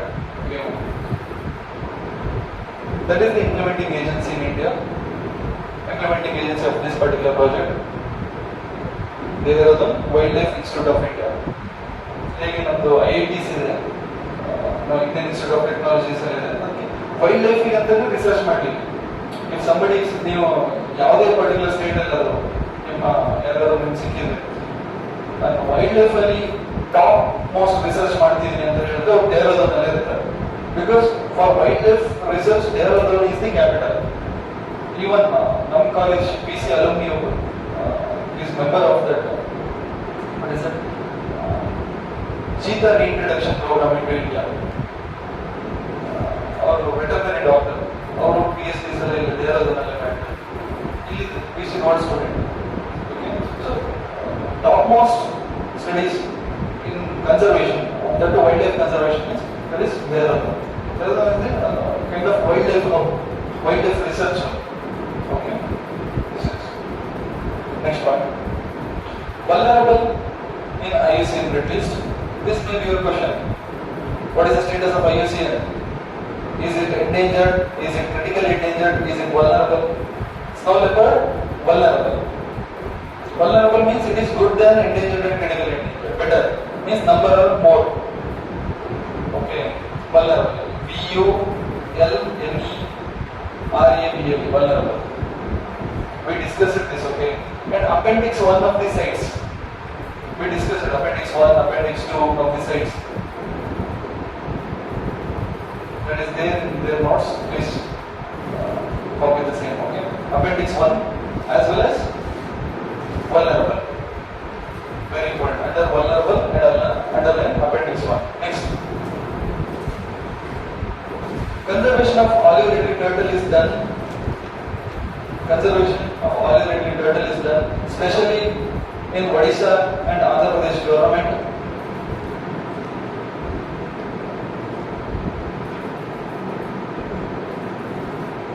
Especially Odisha and Andhra Pradesh government. Specifically, in Andhra Pradesh government, Krishna Wildlife Sanctuary was dedicated for olive-red turtle. Krishna Wildlife Sanctuary. There is a district called Krishna. They changed their name from previous something to Krishna. In that particular district, there is a wildlife sanctuary called Krishna Wildlife Sanctuary. That was dedicated for this particular species of the turtle, olive-red turtle. So that is the conservation level. Okay.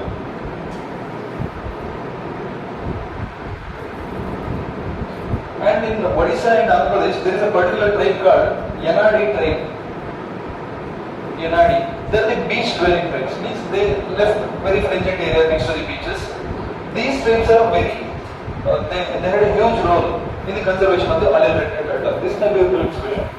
These are the eastern Indian coast tribals. You can say the tribals of Andhra Pradesh and Odisha, Yanadi tribals, and they are in a conservation efforts of the olive-red turtle. They will conserve.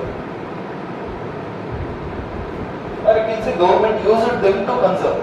Okay, before they used to poach that. Then now they sell ಮಾಡ್ತಿದ್ರು, ಅದನ್ನ ಹಿಡಿತಿದ್ರು, ಏನೇನು ಮಾಡ್ತಿದ್ರು. But ಅವರಿಗೆ ಒಂದಿಷ್ಟು initiatives, incentives ಕೊಡೋದ್ರ ಮೂಲಕ government stopped that, and using them government is conserving now. Fine. Yanadi tribes. These are very important. These kind of concepts, rights involving in the some conservation effort means, for exam perspective, that become very important. Yanadi tribes. They will not even mention the olive-red turtle. Then also they will ask about these tribes. Yanadi tribes comes in which part of India? Okay, western part, eastern part, northern part, southern part is the 4 options. So by knowing this, you can calculate. Okay, they are in the olive-red conservation effort. That means Andhra Pradesh. That means eastern coast, like that, or eastern part of India. Next, Project Crocodile. Mostly. Project Crocodile. CROCODAL. Crocodile. Indian Crocodile Conservation Project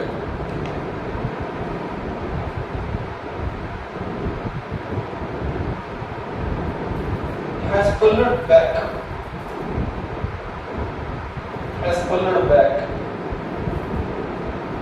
the once threatened crocodilian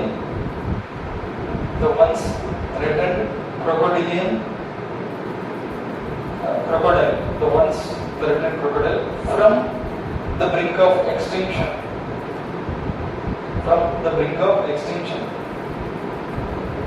And place them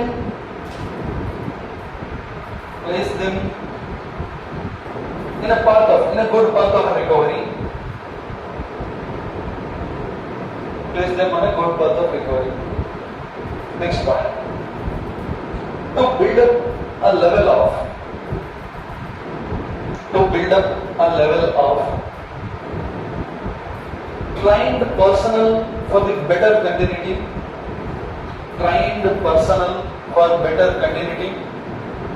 Of the project.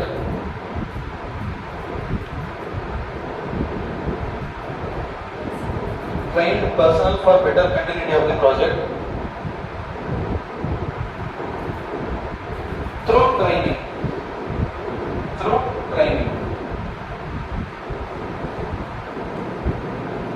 Imparted at project sites. Imparted means given training. Imparted at project sites.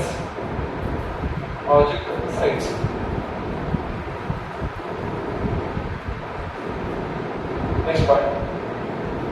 To protect the remaining population of the crocodile.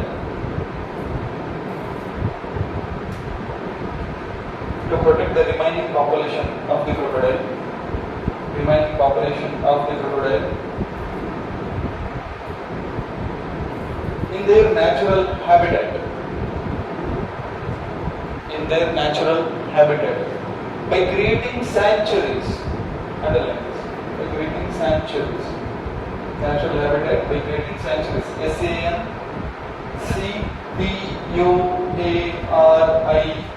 SANCTUARIES. Sanctuaries. Next, to rebuild natural population quickly.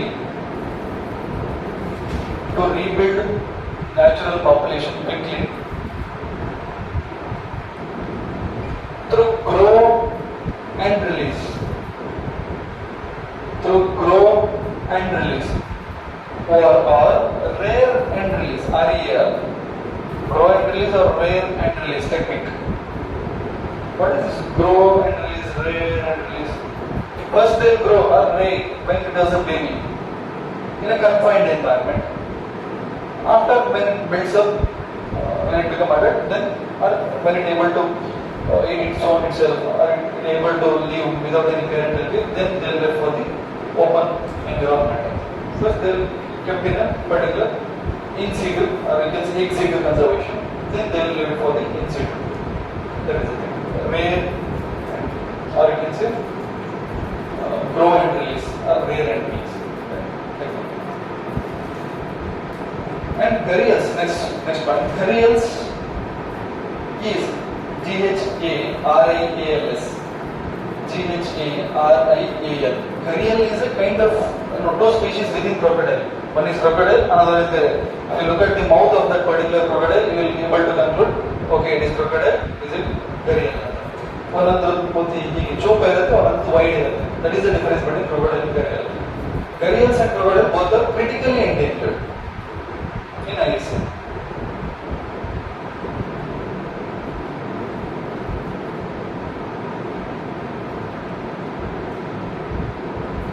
Critically. So they will not ask crocodile, they will ask gharial. Okay. Critically endangered. Gharial systems under which what is the conservation status? IUCN red list status of gharial. Critically endangered. Fine. Critical endangered means it is to the edge of extinction. If not focus means that will extinct. The numbers are very rare. The conservation is need of the hour. Next, Project Hangal is another animal which normally you will see in Kashmir region. Hangal, HANGUL, Project Hangal, HANGUL. The another name is Kashmir stag. Kashmir stag.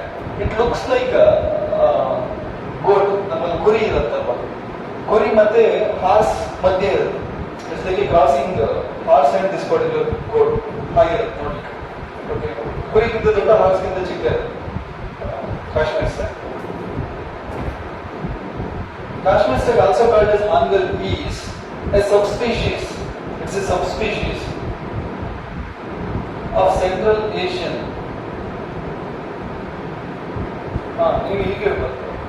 Hybrid ಜಿಂಕೆ ತರ ಇರುತ್ತೆ. ಜಿಂಕೆ ಹೇಗೆ ಕುರಿಗಿಂತ ದೊಡ್ಡ ಜಿಂಕೆ ತರ. It's a subspecies of Central Asian red deer. Subspecies of Central Asian red deer. Native to northern India. Native to northern India. And it is a state animal of Jammu and Kashmir. State animal. What is the state animal of Kerala? In last class I discussed it. Not this class, in some other class I discussed.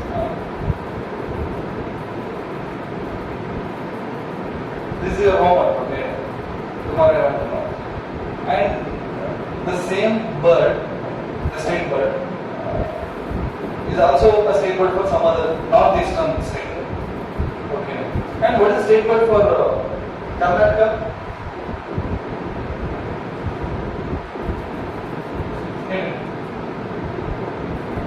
Karnataka state. Either in no one. Maybe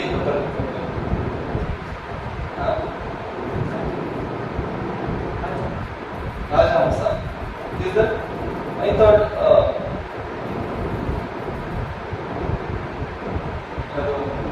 Neelakanta something. Might be wrong. No?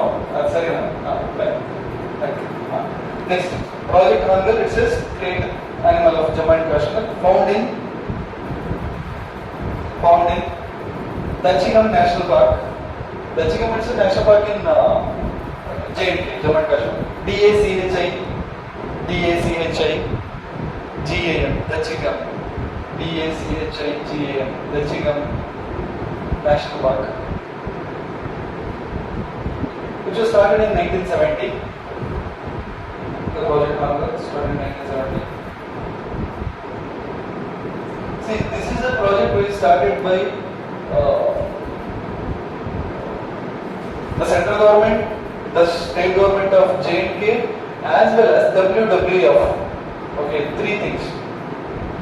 Central government, started by central government, the state government of JNK, plus WWF, World Wide Fund for Nature. Okay, very important. Confuse that. This is previous month. Okay, that one is central government of India, that is Ministry of Environment, Forest and Climate Change, plus UNDP. Which one? Sea Turtle Project. Right? Next thing. Dolphin, Project Dolphin. The national aquatic animal, right? Dolphin. National aquatic animal. DOLPHIN. Ministry of Environment, Forest, that ministry notified this. And that notified the Ganga River dolphin as the national aquatic animal. Ministry of Environment and Forest that notified Ganga River dolphin as the national aquatic animal. Ganga River dolphin as the national aquatic animal. Ganga River dolphin as the national aquatic animal.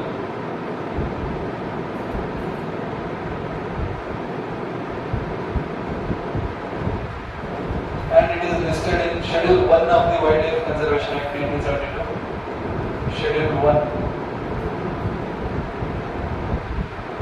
of Wildlife Protection 1972.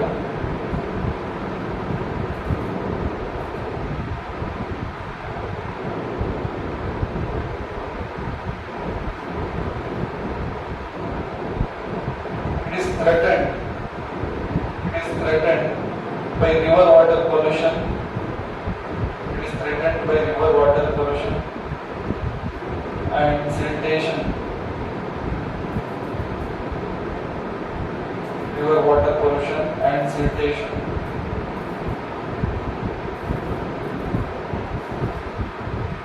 Accidental entanglement in fishing nets. Sikapur, accidental stuck in fishing net or entanglement in fishing nets. Poaching for their oil. It's hunt for its oil. Oil.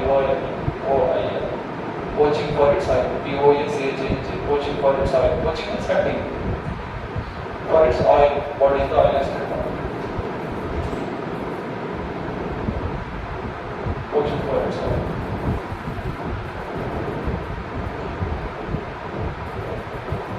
Next. That is enough. Okay. So I will give some, this is over, okay, all conservation strategy, everything is over. We discussed conservation strategies, we discussed the legislations, acts, we discussed different acts for the different pollutions, right? We discussed international efforts for the wildlife conservation, international efforts for the conservation of the atmosphere, you can say the ozone depleting substances and the other gases. Everything we discussed from the beginning, from the last 3-4 classes. So everything was done. Rest is something current affairs. They can ask something from the current affairs, like the wildlife sanctuaries, the national park, and biosphere reserve, which is there in the news means that is important. Otherwise, it is not at all. It is not at all important. Something which is there in news means in which state it comes. At least that particular national park comes in which state. Okay, if that is in the news. I'll give some list of the Ramsar wetland sites or some national park or some wildlife sanctuary. I'm trying to give some list, but it is humanly not possible to take every single knowledge to the examination hall. I'll give list, but which is very important for that particular time when you are writing the exam. Read that one. Read it, go for the examination. I'll give all list. Okay. Just I'll read it and just take note. The heading will be like Ramsar sites, or you can say Ramsar wetland sites in India. Ramsar, R-A-M-S-A-R, Ramsar wetland, these are all we discussed it. Okay.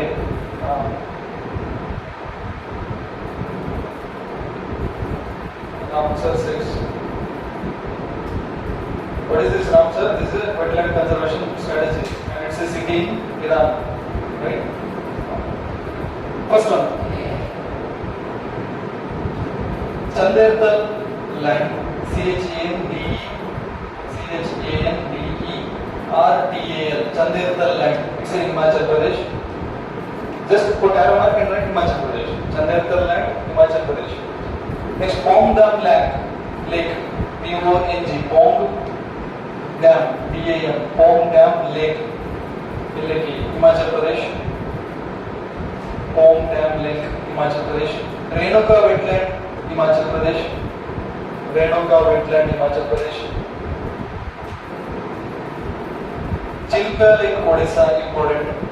Chilka Lake, C-H-I-L-K, Chilka or Chilika Lake, Odisha, important. Bhitarkanika wetland, B-H-I-T-A-R-K-N-I-K-A, Bhitarkanika wetland. See, this is another wetland for conservation of the turtle. Okay, very important. We discussed it now only. The turtle, Orissa. Comes under Odisha, again important. Next, East Calcutta wetland in West Bengal. East Calcutta wetland, West Bengal.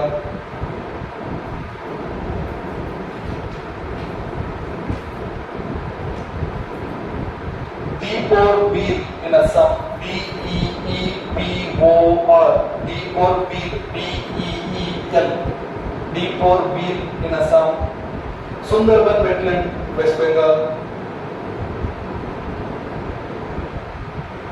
Sundarban wetland, West Bengal. Harike Lake, Punjab.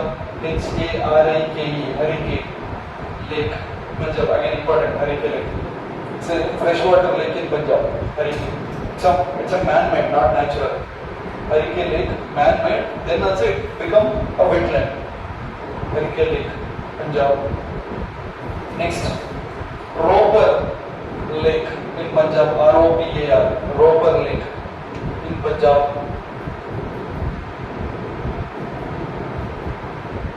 Next, Keoladeo National Park, that's also wetland in Rajasthan. Keoladeo, K-E-O-L-A-D-E-O, Keoladeo National Park in Rajasthan. And Sambar Lake, S-A-M-B-H-A-R, Sambar Lake. It's a saline water lake in Rajasthan. Sambar Lake in Rajasthan. Next, Kolleru Lake, again important. Sambar Lake is also important. Kolleru Lake, K-O-L-L-E-R-U, Kolleru Lake. It's in Andhra Pradesh. Kolleru Lake, Andhra Pradesh. Next, Loktak Lake, L-O-K-T-A-K, Loktak Lake, Manipur. This is also very important. Now there is a dancing deer in this Loktak Lake. First I tell you the story. Already heard it? Dancing deer. That is a lake, okay, because of the accumulation. That's the entire wetland. And in that wetland, the huge population of particular particular deers. And while that walking, the base would shake because it's a wetland, water.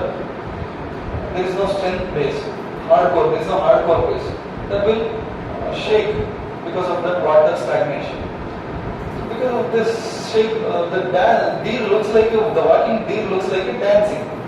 So the dancing deer, particular. Okay, this is the thing. Dancing deer is related to Loktak Lake of Manipur. Okay. Next, Nal Sarovar, Gujarat. Nal Sarovar.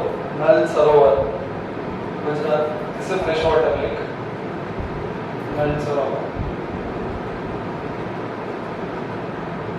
Then Point Calimar Wildlife. Point Calimar Wildlife and Bird Sanctuary. Where it is Point Calimar, Tamil Nadu. Southern tip. Point Calimar, Calimer. Point Point Calimar Wildlife and Bird Sanctuary, Tamil Nadu.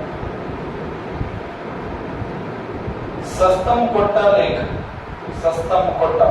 SASTHAMKOTTA. Sastam Kotta Lake, Kerala. Sastam Kotta Lake, Kerala. Vembanad Lake, where it is? Vembanad, Kerala. Vembanad. VMBANAD, Vembanad. Ashtamodi Wetland, again Kerala. Ashtamodi Wetland.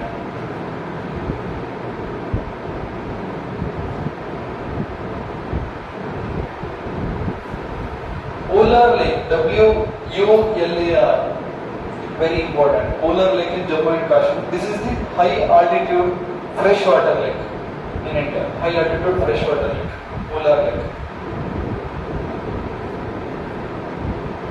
Hokera Wetland, HOKER, Hokera Wetland in JNK. Next, Bhoj Wetland, BHOJ. Bhoj Wetland, Madhya Pradesh. Next, Upper Ganga River, UP, Uttar Pradesh. Upper Ganga River Wetland, Uttar Pradesh. Rudra Sagar Lake, Tripura. Rudra Sagar Lake, Tripura. Okay, this is enough. Take it in protected areas. These are the wetland. Next, protected areas.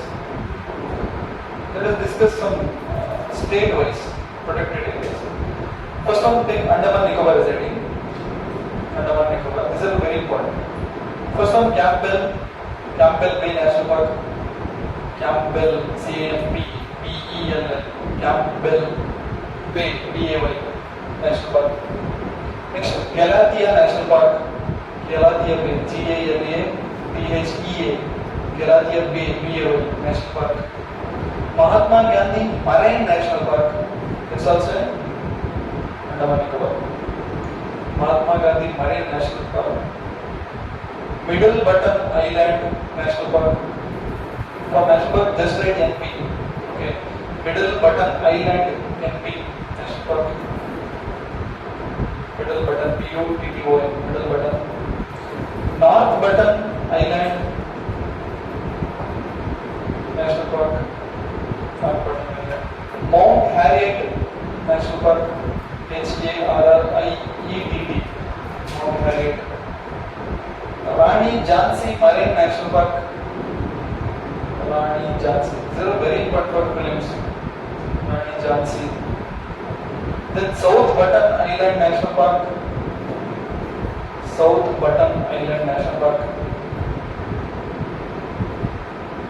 Then Saddle Peak National Park. SADDLEPEAK.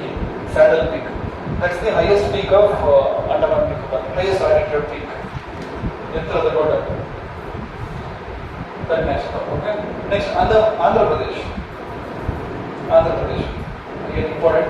Papikonda National Park. This is some few months back.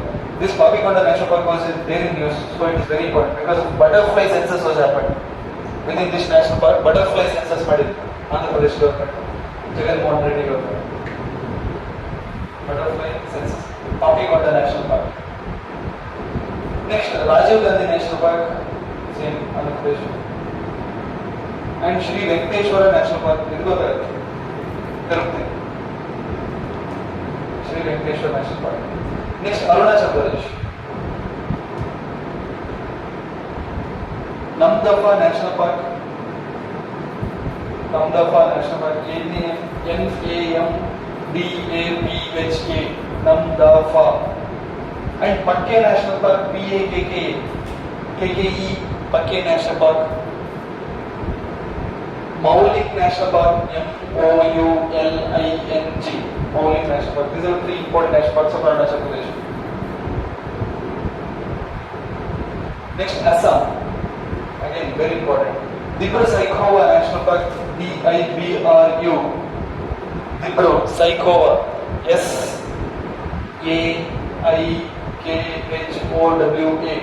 Dibru Saikhowa National Park. Manas National Park. Very important. Dibru Saikhowa also very important. Thomas came in that example. Comes under which state? Dibru Saikhowa. Manas. MANS. Kaziranga. Very important. Kaziranga. Nameri. MERA. Nameri. Again important. Rajiv Gandhi Orang National Park. ORANG. Rajiv Gandhi Orang. See, just Rajiv Gandhi National Park means which state? Andhra Pradesh. Rajiv Gandhi Orang means Assam. Next, Bihar. Bihar, one and only and very famous, Valmiki. Valmiki National Park, very famous. Next, Chhattisgarh, again very famous, Guru Ghasidas. Guru Ghasidas National Park.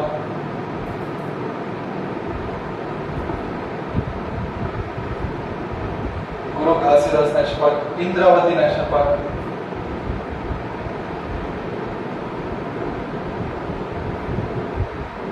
Kangher Valley. KANGHER. Kangher Valley. VALLY. Valley National Park. Next, Goa. Mollem National Park. MULLEM. Mollem. MOLLEM. Mollem National Park. Next, Gujarat. One Star National Park. BANSDA. One Star National Park. Black Buck National Park. Species. They gave a name for this national park, also same species name. Black Buck. BLACK. Black Buck National Park.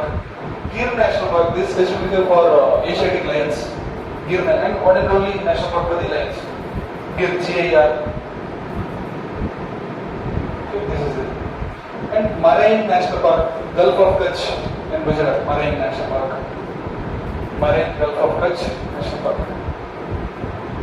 Okay, that is the westernmost district of India. The Kutch district of Gujarat. Okay, you know this Safin Hassan IPS because they are still there now. Kutch district is Safin Hassan IPS officer. Haryana. Next. Kalesar National Park. Kalesar. SAR. Kalesar National Park. Sultanpur National Park. Kalesar and Sultanpur are important in Haryana. Kalesar and Sultanpur. Next, Himachal Pradesh. This is very important. Most of the time will confuse here. Great Himalayan National Park is not in Uttarakhand, it's in Himachal Pradesh, okay? Great Himalayan National Park. Sometimes Uttarakhand at the exam. No. Great Himalayan National Park in Himachal Pradesh. Khir Ganga National Park, Khir Ganga, KHIRGANGA. Pink Valley National Park, PANVALLEY. Pink Valley National Park.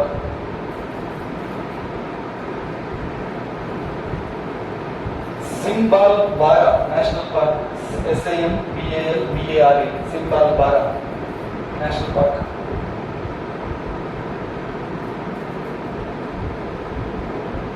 Next, Jammu and Kashmir. City Forest, Salim Ali National Park. City Forest, Salim Ali National Park.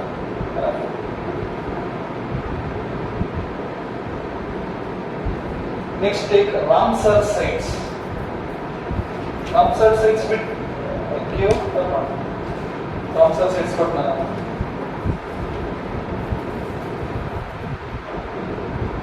enough.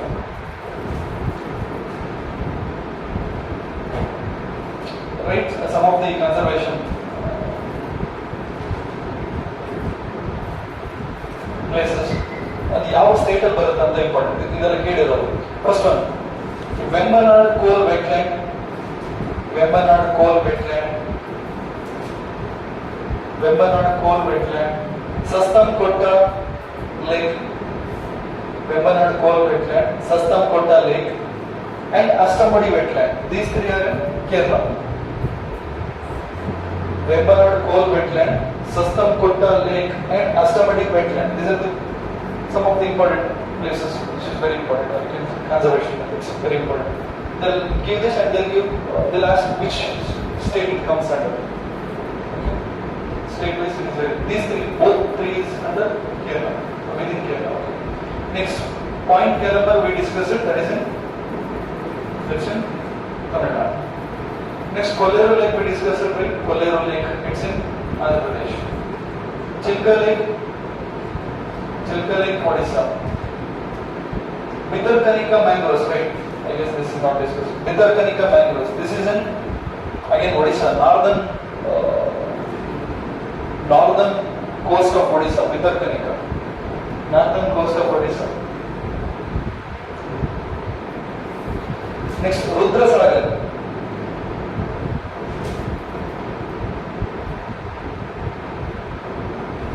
Rudrasagar,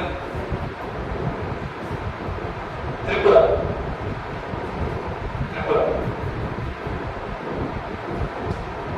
Next, Deepor Beel. We discussed it. Deepor Beel. Deepor Beel in Assam. Deepor Beel in Assam.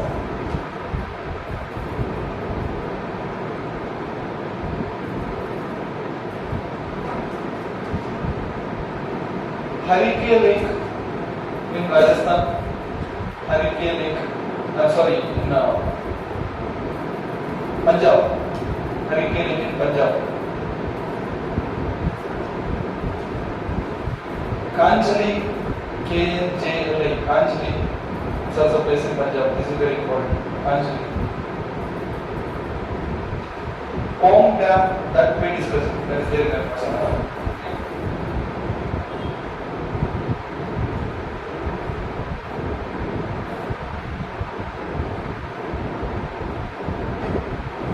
Take meaning like biosphere reserves in India. Biosphere reserves. This is the last list which I am giving you, so that I will wind up this one. The entire environment. Biosphere reserve. Instead of just giving the place, I will discuss. Okay. Biosphere reserves in India. First one, Nilgiri.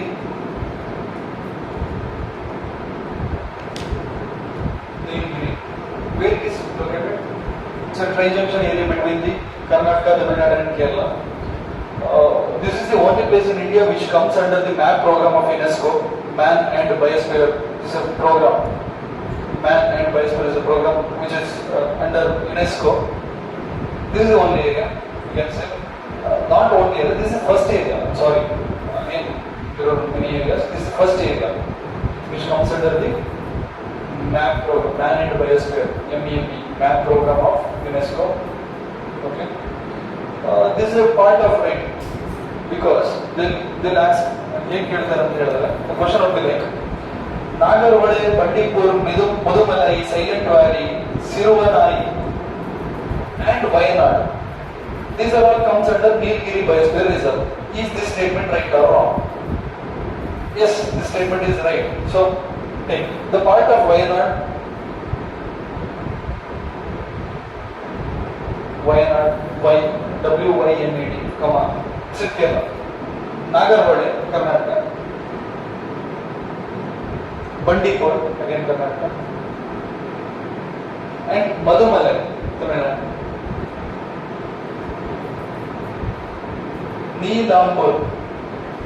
Neelampur, Silent Valley, Kerala. Silent Valley. You know this, there was a few years back, there was a big protest in Kerala against a dam which was the forcefully trying to construct against this, within this Silent Valley National Park. If that dam was constructed means the Silent Valley National Park was submerged. So against this, the political parties, they conducted a big rallies and Bharatiya Janata Party conducted a big rally against the decision of the Communist Party. And that the dam plan went off after the big protest. So that's there in news. Sometimes when I ask Silent Valley National Park, Silent Valley means that's in Kerala. Okay. What is the kind of fauna and flora? What is the last thing you written? Silent Valley and Siruvani Hills. It's in Tamil Nadu. Siruvani Hills. So the areas of Kerala, Karnataka, Tamil Nadu. Okay.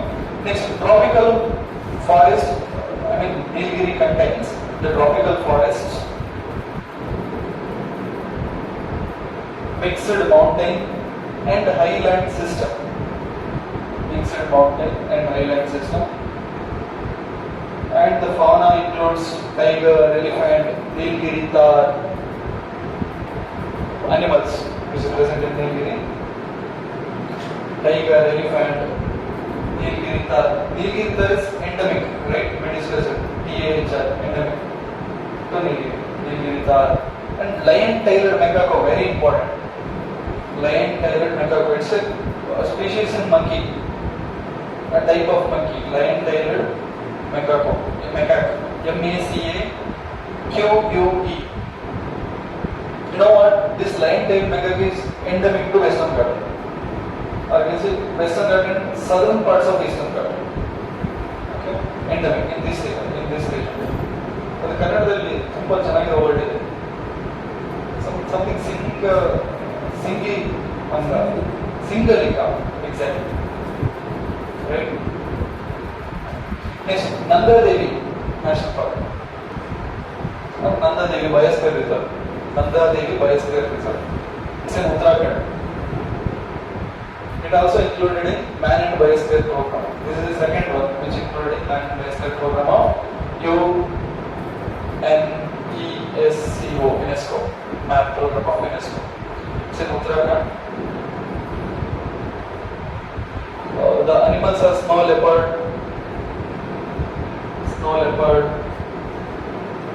musk deer, DEER,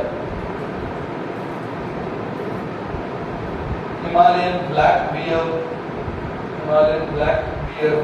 BEAR, Himalayan black bear, etc. Next, Nokrek National Park, Nokrek Biosphere Reserve. Next one, NOKREK, Nokrek. It's in Meghalaya. Nokrek, Meghalaya, very important. They'll ask the state, in which state it comes. Nokrek, Meghalaya. It's a Biosphere Reserve, and it also included in MAP program of UNESCO. There is three hills in Meghalaya. Because of these three hills, there is a tunneling effect between the clouds. Tunneling effect means the clouds going to hit these three. Garo, Khasi, Chaitya. This is the name of the tribes. They name the hills out of the tribe name. Okay, Garo tribe, Khasi tribes, Chaitya tribes are the three major tribes of the Meghalaya. And there are three major mountains in that state. So they named after the same tribe. And because of the tunneling effect of these three particular mountains, Meghalaya witnessed high amount of rainfall in India. ಮೋಡ ಇದು ಕೊಡೋದು ಅಲ್ಲೇ ಇರೋದು, ಹೊರಗೆ ಹೋಗಲ್ಲ. ಒಂದ್ಸತಿ ಮೇಘಾಲಯ ಒಳಗೆ ಇಟ್ಟರೆ ಆದರೆ ಹೊರಗೆ ಹೋಗಲ್ಲ ಮೋಡ, ಅಲ್ಲೇ tunnelling effect ಹೊರಟಿರೋದು.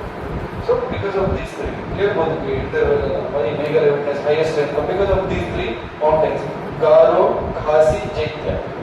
Okay.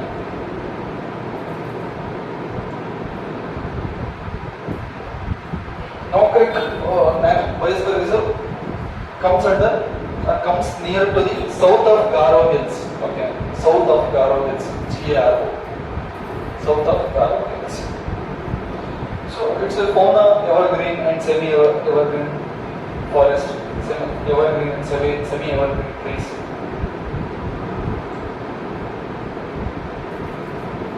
Flora, evergreen and semi-evergreen. And squirrel is the major animal. Squirrel. SQUIRREL. Squirrel. There is a special species of squirrel called gained flying squirrel, which is endemic to that particular national park. Okay, gained, GIANT, gained flying squirrel. Normally flying squirrel ಅಂತ ಕರೀತೀವಿ. You know this ಇವರು ಯಾರು ಗೊತ್ತಾ? ಕುವೆಂಪು ಅವ್ರ ಮಗ.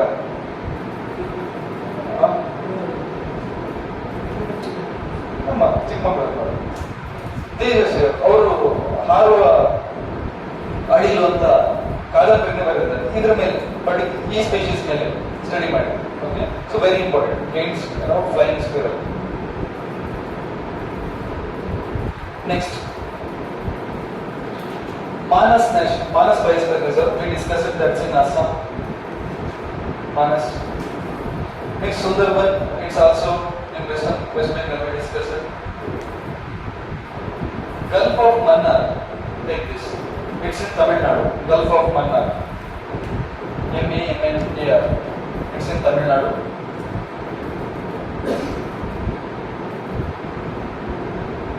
It extended from Rameshwaram to Kanyakumari in the south.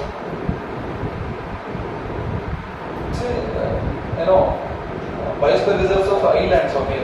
It includes 21 islands of that region.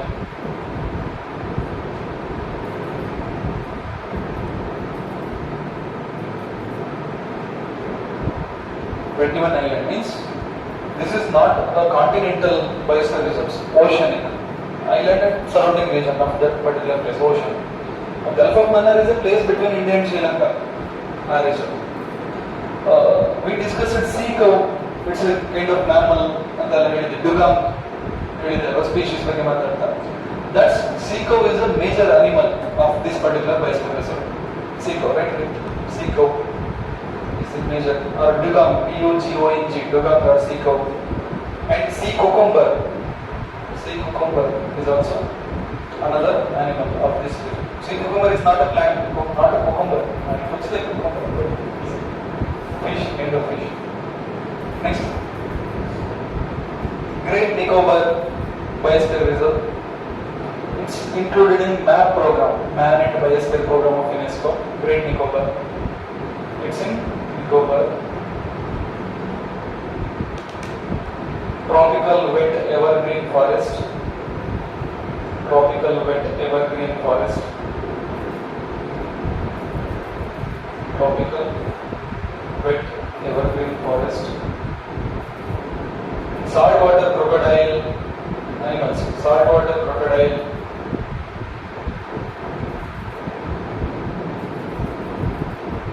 Nicobar lion-tailed macaque. Nicobar lion-tailed macaque. Macaque. Gained leatherback sea turtle. Gained, GIANT, gained leatherback, LEADHER, leatherback sea turtle. These are the different animals of that particular. And another thing, Nicobar tree shrew. This is another animal, very important. Nicobar tree shrew, SHREW. This is endemic to that particular biosphere reserve. Tree shrew. And Nicobar scrub fowl, SCRUB, FOWL, scrub fowl. This is another animal. Okay, so good Nicobar, Great Nicobar biosphere reserve. Next, Simlipal. It's in Orissa. Simlipal biosphere reserve.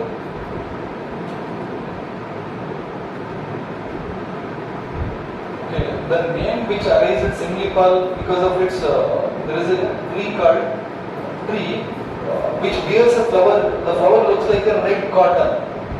Simlipal in that region, that is called Simlipal. Red cotton ತರ ಕಾಣುತ್ತೆ. ಆ tree ಬಿಡೋ ಹೂ ಅದರಿಂದ Simlipal ಅಂತ ಹೆಸರು ಬಂದಿದೆ. ಒಡಿಸ್ಸಿಯಲ್ಲಿ red cotton is singly pala. So the trees which is present in that particular area, that bears a red cotton kind of flower. Because of that, it got its name singly pala. The fauna surrounded Asiatic elephant,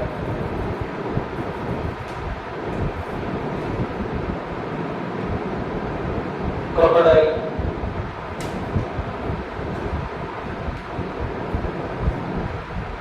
and Royal Bengal tiger. Underline this. Royal Bengal tiger.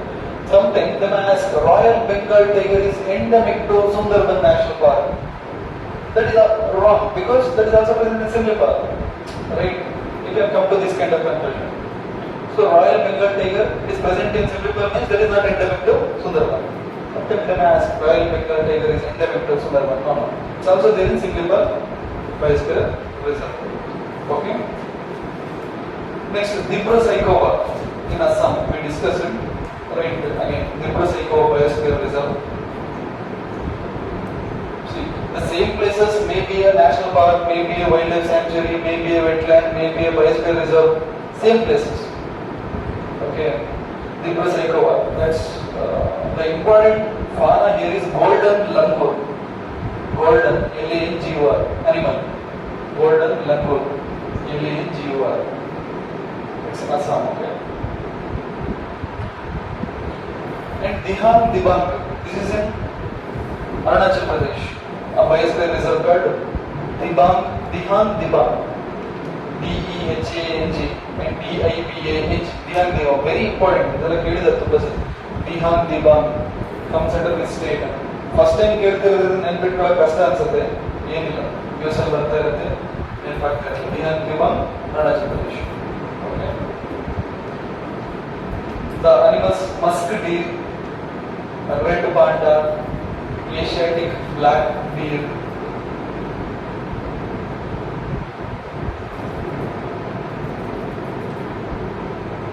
next Panchmari Biosphere Reserve. Panchmari, P-A-N-C-H, Panchmari, P-A-N-C-H, P-A-N-C-H, Panchmari, M-E-R-H-I, Panchmari.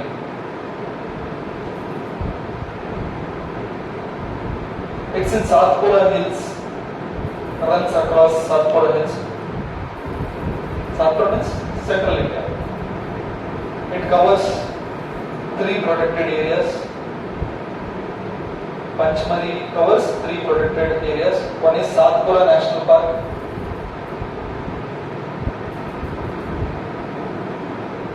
Bori, B-O-R-I, Bori National Park. And Panchmari Wildlife Sanctuary. Panchmari Wildlife Sanctuary. See, very important thing is the flora of this particular biosphere reserve. Sal tree, S-A-L-T-R-E, sal tree. ಈ ಮರ ಇಲ್ಲಿ important, ತುಂಬ ಸಿಗುತ್ತೆ central ಇಂಡಿಯಾದಲ್ಲಿ. ನೀವು ಇಲ್ಲಿಂದ ಟ್ರೈನಲ್ಲಿ ಡೆಲ್ಲಿಗೆ ಹೋಗ್ತಾ ಇದ್ರೆ ನಿಮ್ಗೆ ಇಲ್ಲಿ ಕರೆಕ್ಟಾಗಿ ಗೊತ್ತಾಗುತ್ತೆ ಈ ನ್ಯಾಷನಲ್ ಪಾರ್ಕ್ ಮಧ್ಯೆ ಎಲ್ಲ ಹೋಗುತ್ತೆ ಟ್ರೈನ್. ಓಕೆ, ಸಾಲ್ ಟ್ರೀಸ್, ಅದೇ ಥರ ಟ್ರೀಗಳು ಸ್ಟಾರ್ಟ್ ಆಗುತ್ತೆ ಸೆಂಟ್ರಲ್ ಇಂಡಿಯಾದಲ್ಲಿ ಹೋಗ್ತಾ, ಮಧ್ಯಪ್ರದೇಶ್ ಅಥವಾ ಸದರ್ನ್ ಯು ಪಿ ಎಲ್ಲ ರೀಚಾಗಿ ಹೋಗ್ತಿರುವಾಗ, ಮಧ್ಯಪ್ರದೇಶ್ ಎಸ್ಪೆಷಲಿ ಸಾಲ್ ಟ್ರೀಸ್ ತುಂಬ ಕಾಣುತ್ತೆ. Okay, next Agastya malai biosphere reserve. Agastya malai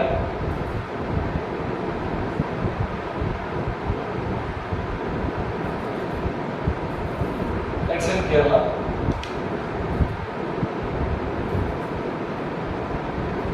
A tropical wet evergreen forest is the place. Tropical wet evergreen forest.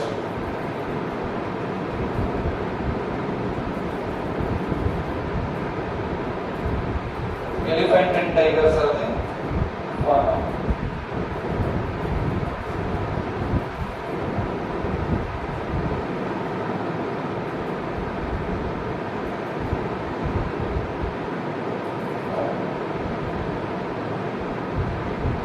Next, cold desert biosphere reserve. Cold desert, it's in Himachal Pradesh. Cold desert biosphere reserve.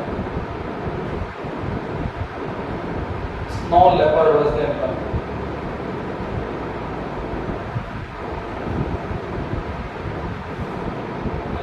Sheshachalam Hills, Biosphere Reserve. It's in Eastern Ghat, Andhra Pradesh. Sheshachalam Hill. Tropical dry deciduous forest, and red sandals are very important here. Pushpa Mool, red sandals, Raktachandana. See, red sandals are mostly in Eastern Ghats. Okay? Comparatively Eastern Ghats and Western Ghats. Eastern, because red sandal is not evergreen, it's a deciduous forest tree. So it mostly found in Eastern Ghat than Western Ghat. Next, Panna Biosphere Reserve in Madhya Pradesh.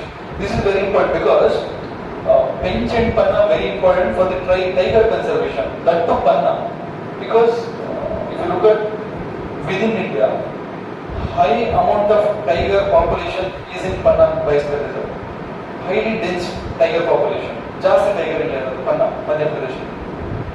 Panna National Park. Or you can say Panna Biosphere Reserve also. There is a district called Chhattarpur district in Madhya Pradesh. That district is present. Chhattarpur district. Dry deciduous forest, teak, salai, karadai, sal trees, teak, betel, teak, salai, S-A-L-A-I, salai. Kardai, K-A-R-D-H-A, Kardai. The animals are tiger, most probably. Tiger. Chital, C-H-I-T-A-L, Chital. Another thing important, Chinkara, C-H-I-N-K-A-R-A, Chinkara. And sloth bear.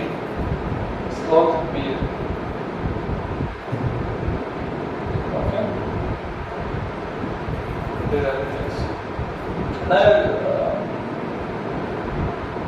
I'll mention the Biosphere Reserve. You must tell me the state, okay? Cold desert, Himachal Pradesh.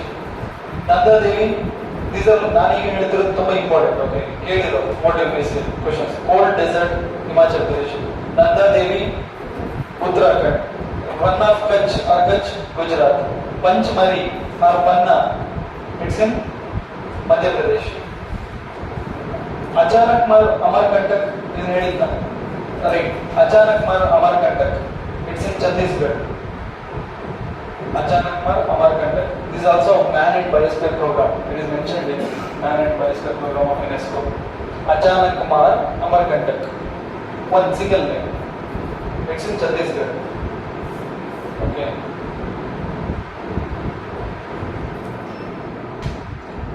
Kanchenjunga, Sikkim. Kanchenjunga, Sikkim. Nokrek, Assam. It's there in Netherlands. Nihang Dibang, Arunachal Pradesh. It is there. Dibra Saikova, Assam. Right. It is a easternmost part of Assam. Dibra Saikova.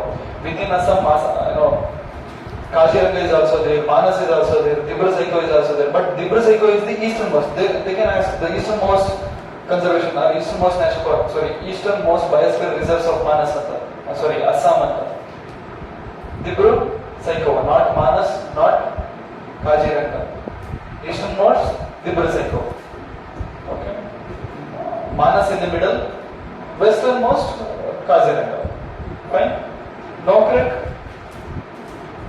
Nokrek, Meghalaya. Sundarban, West Bengal.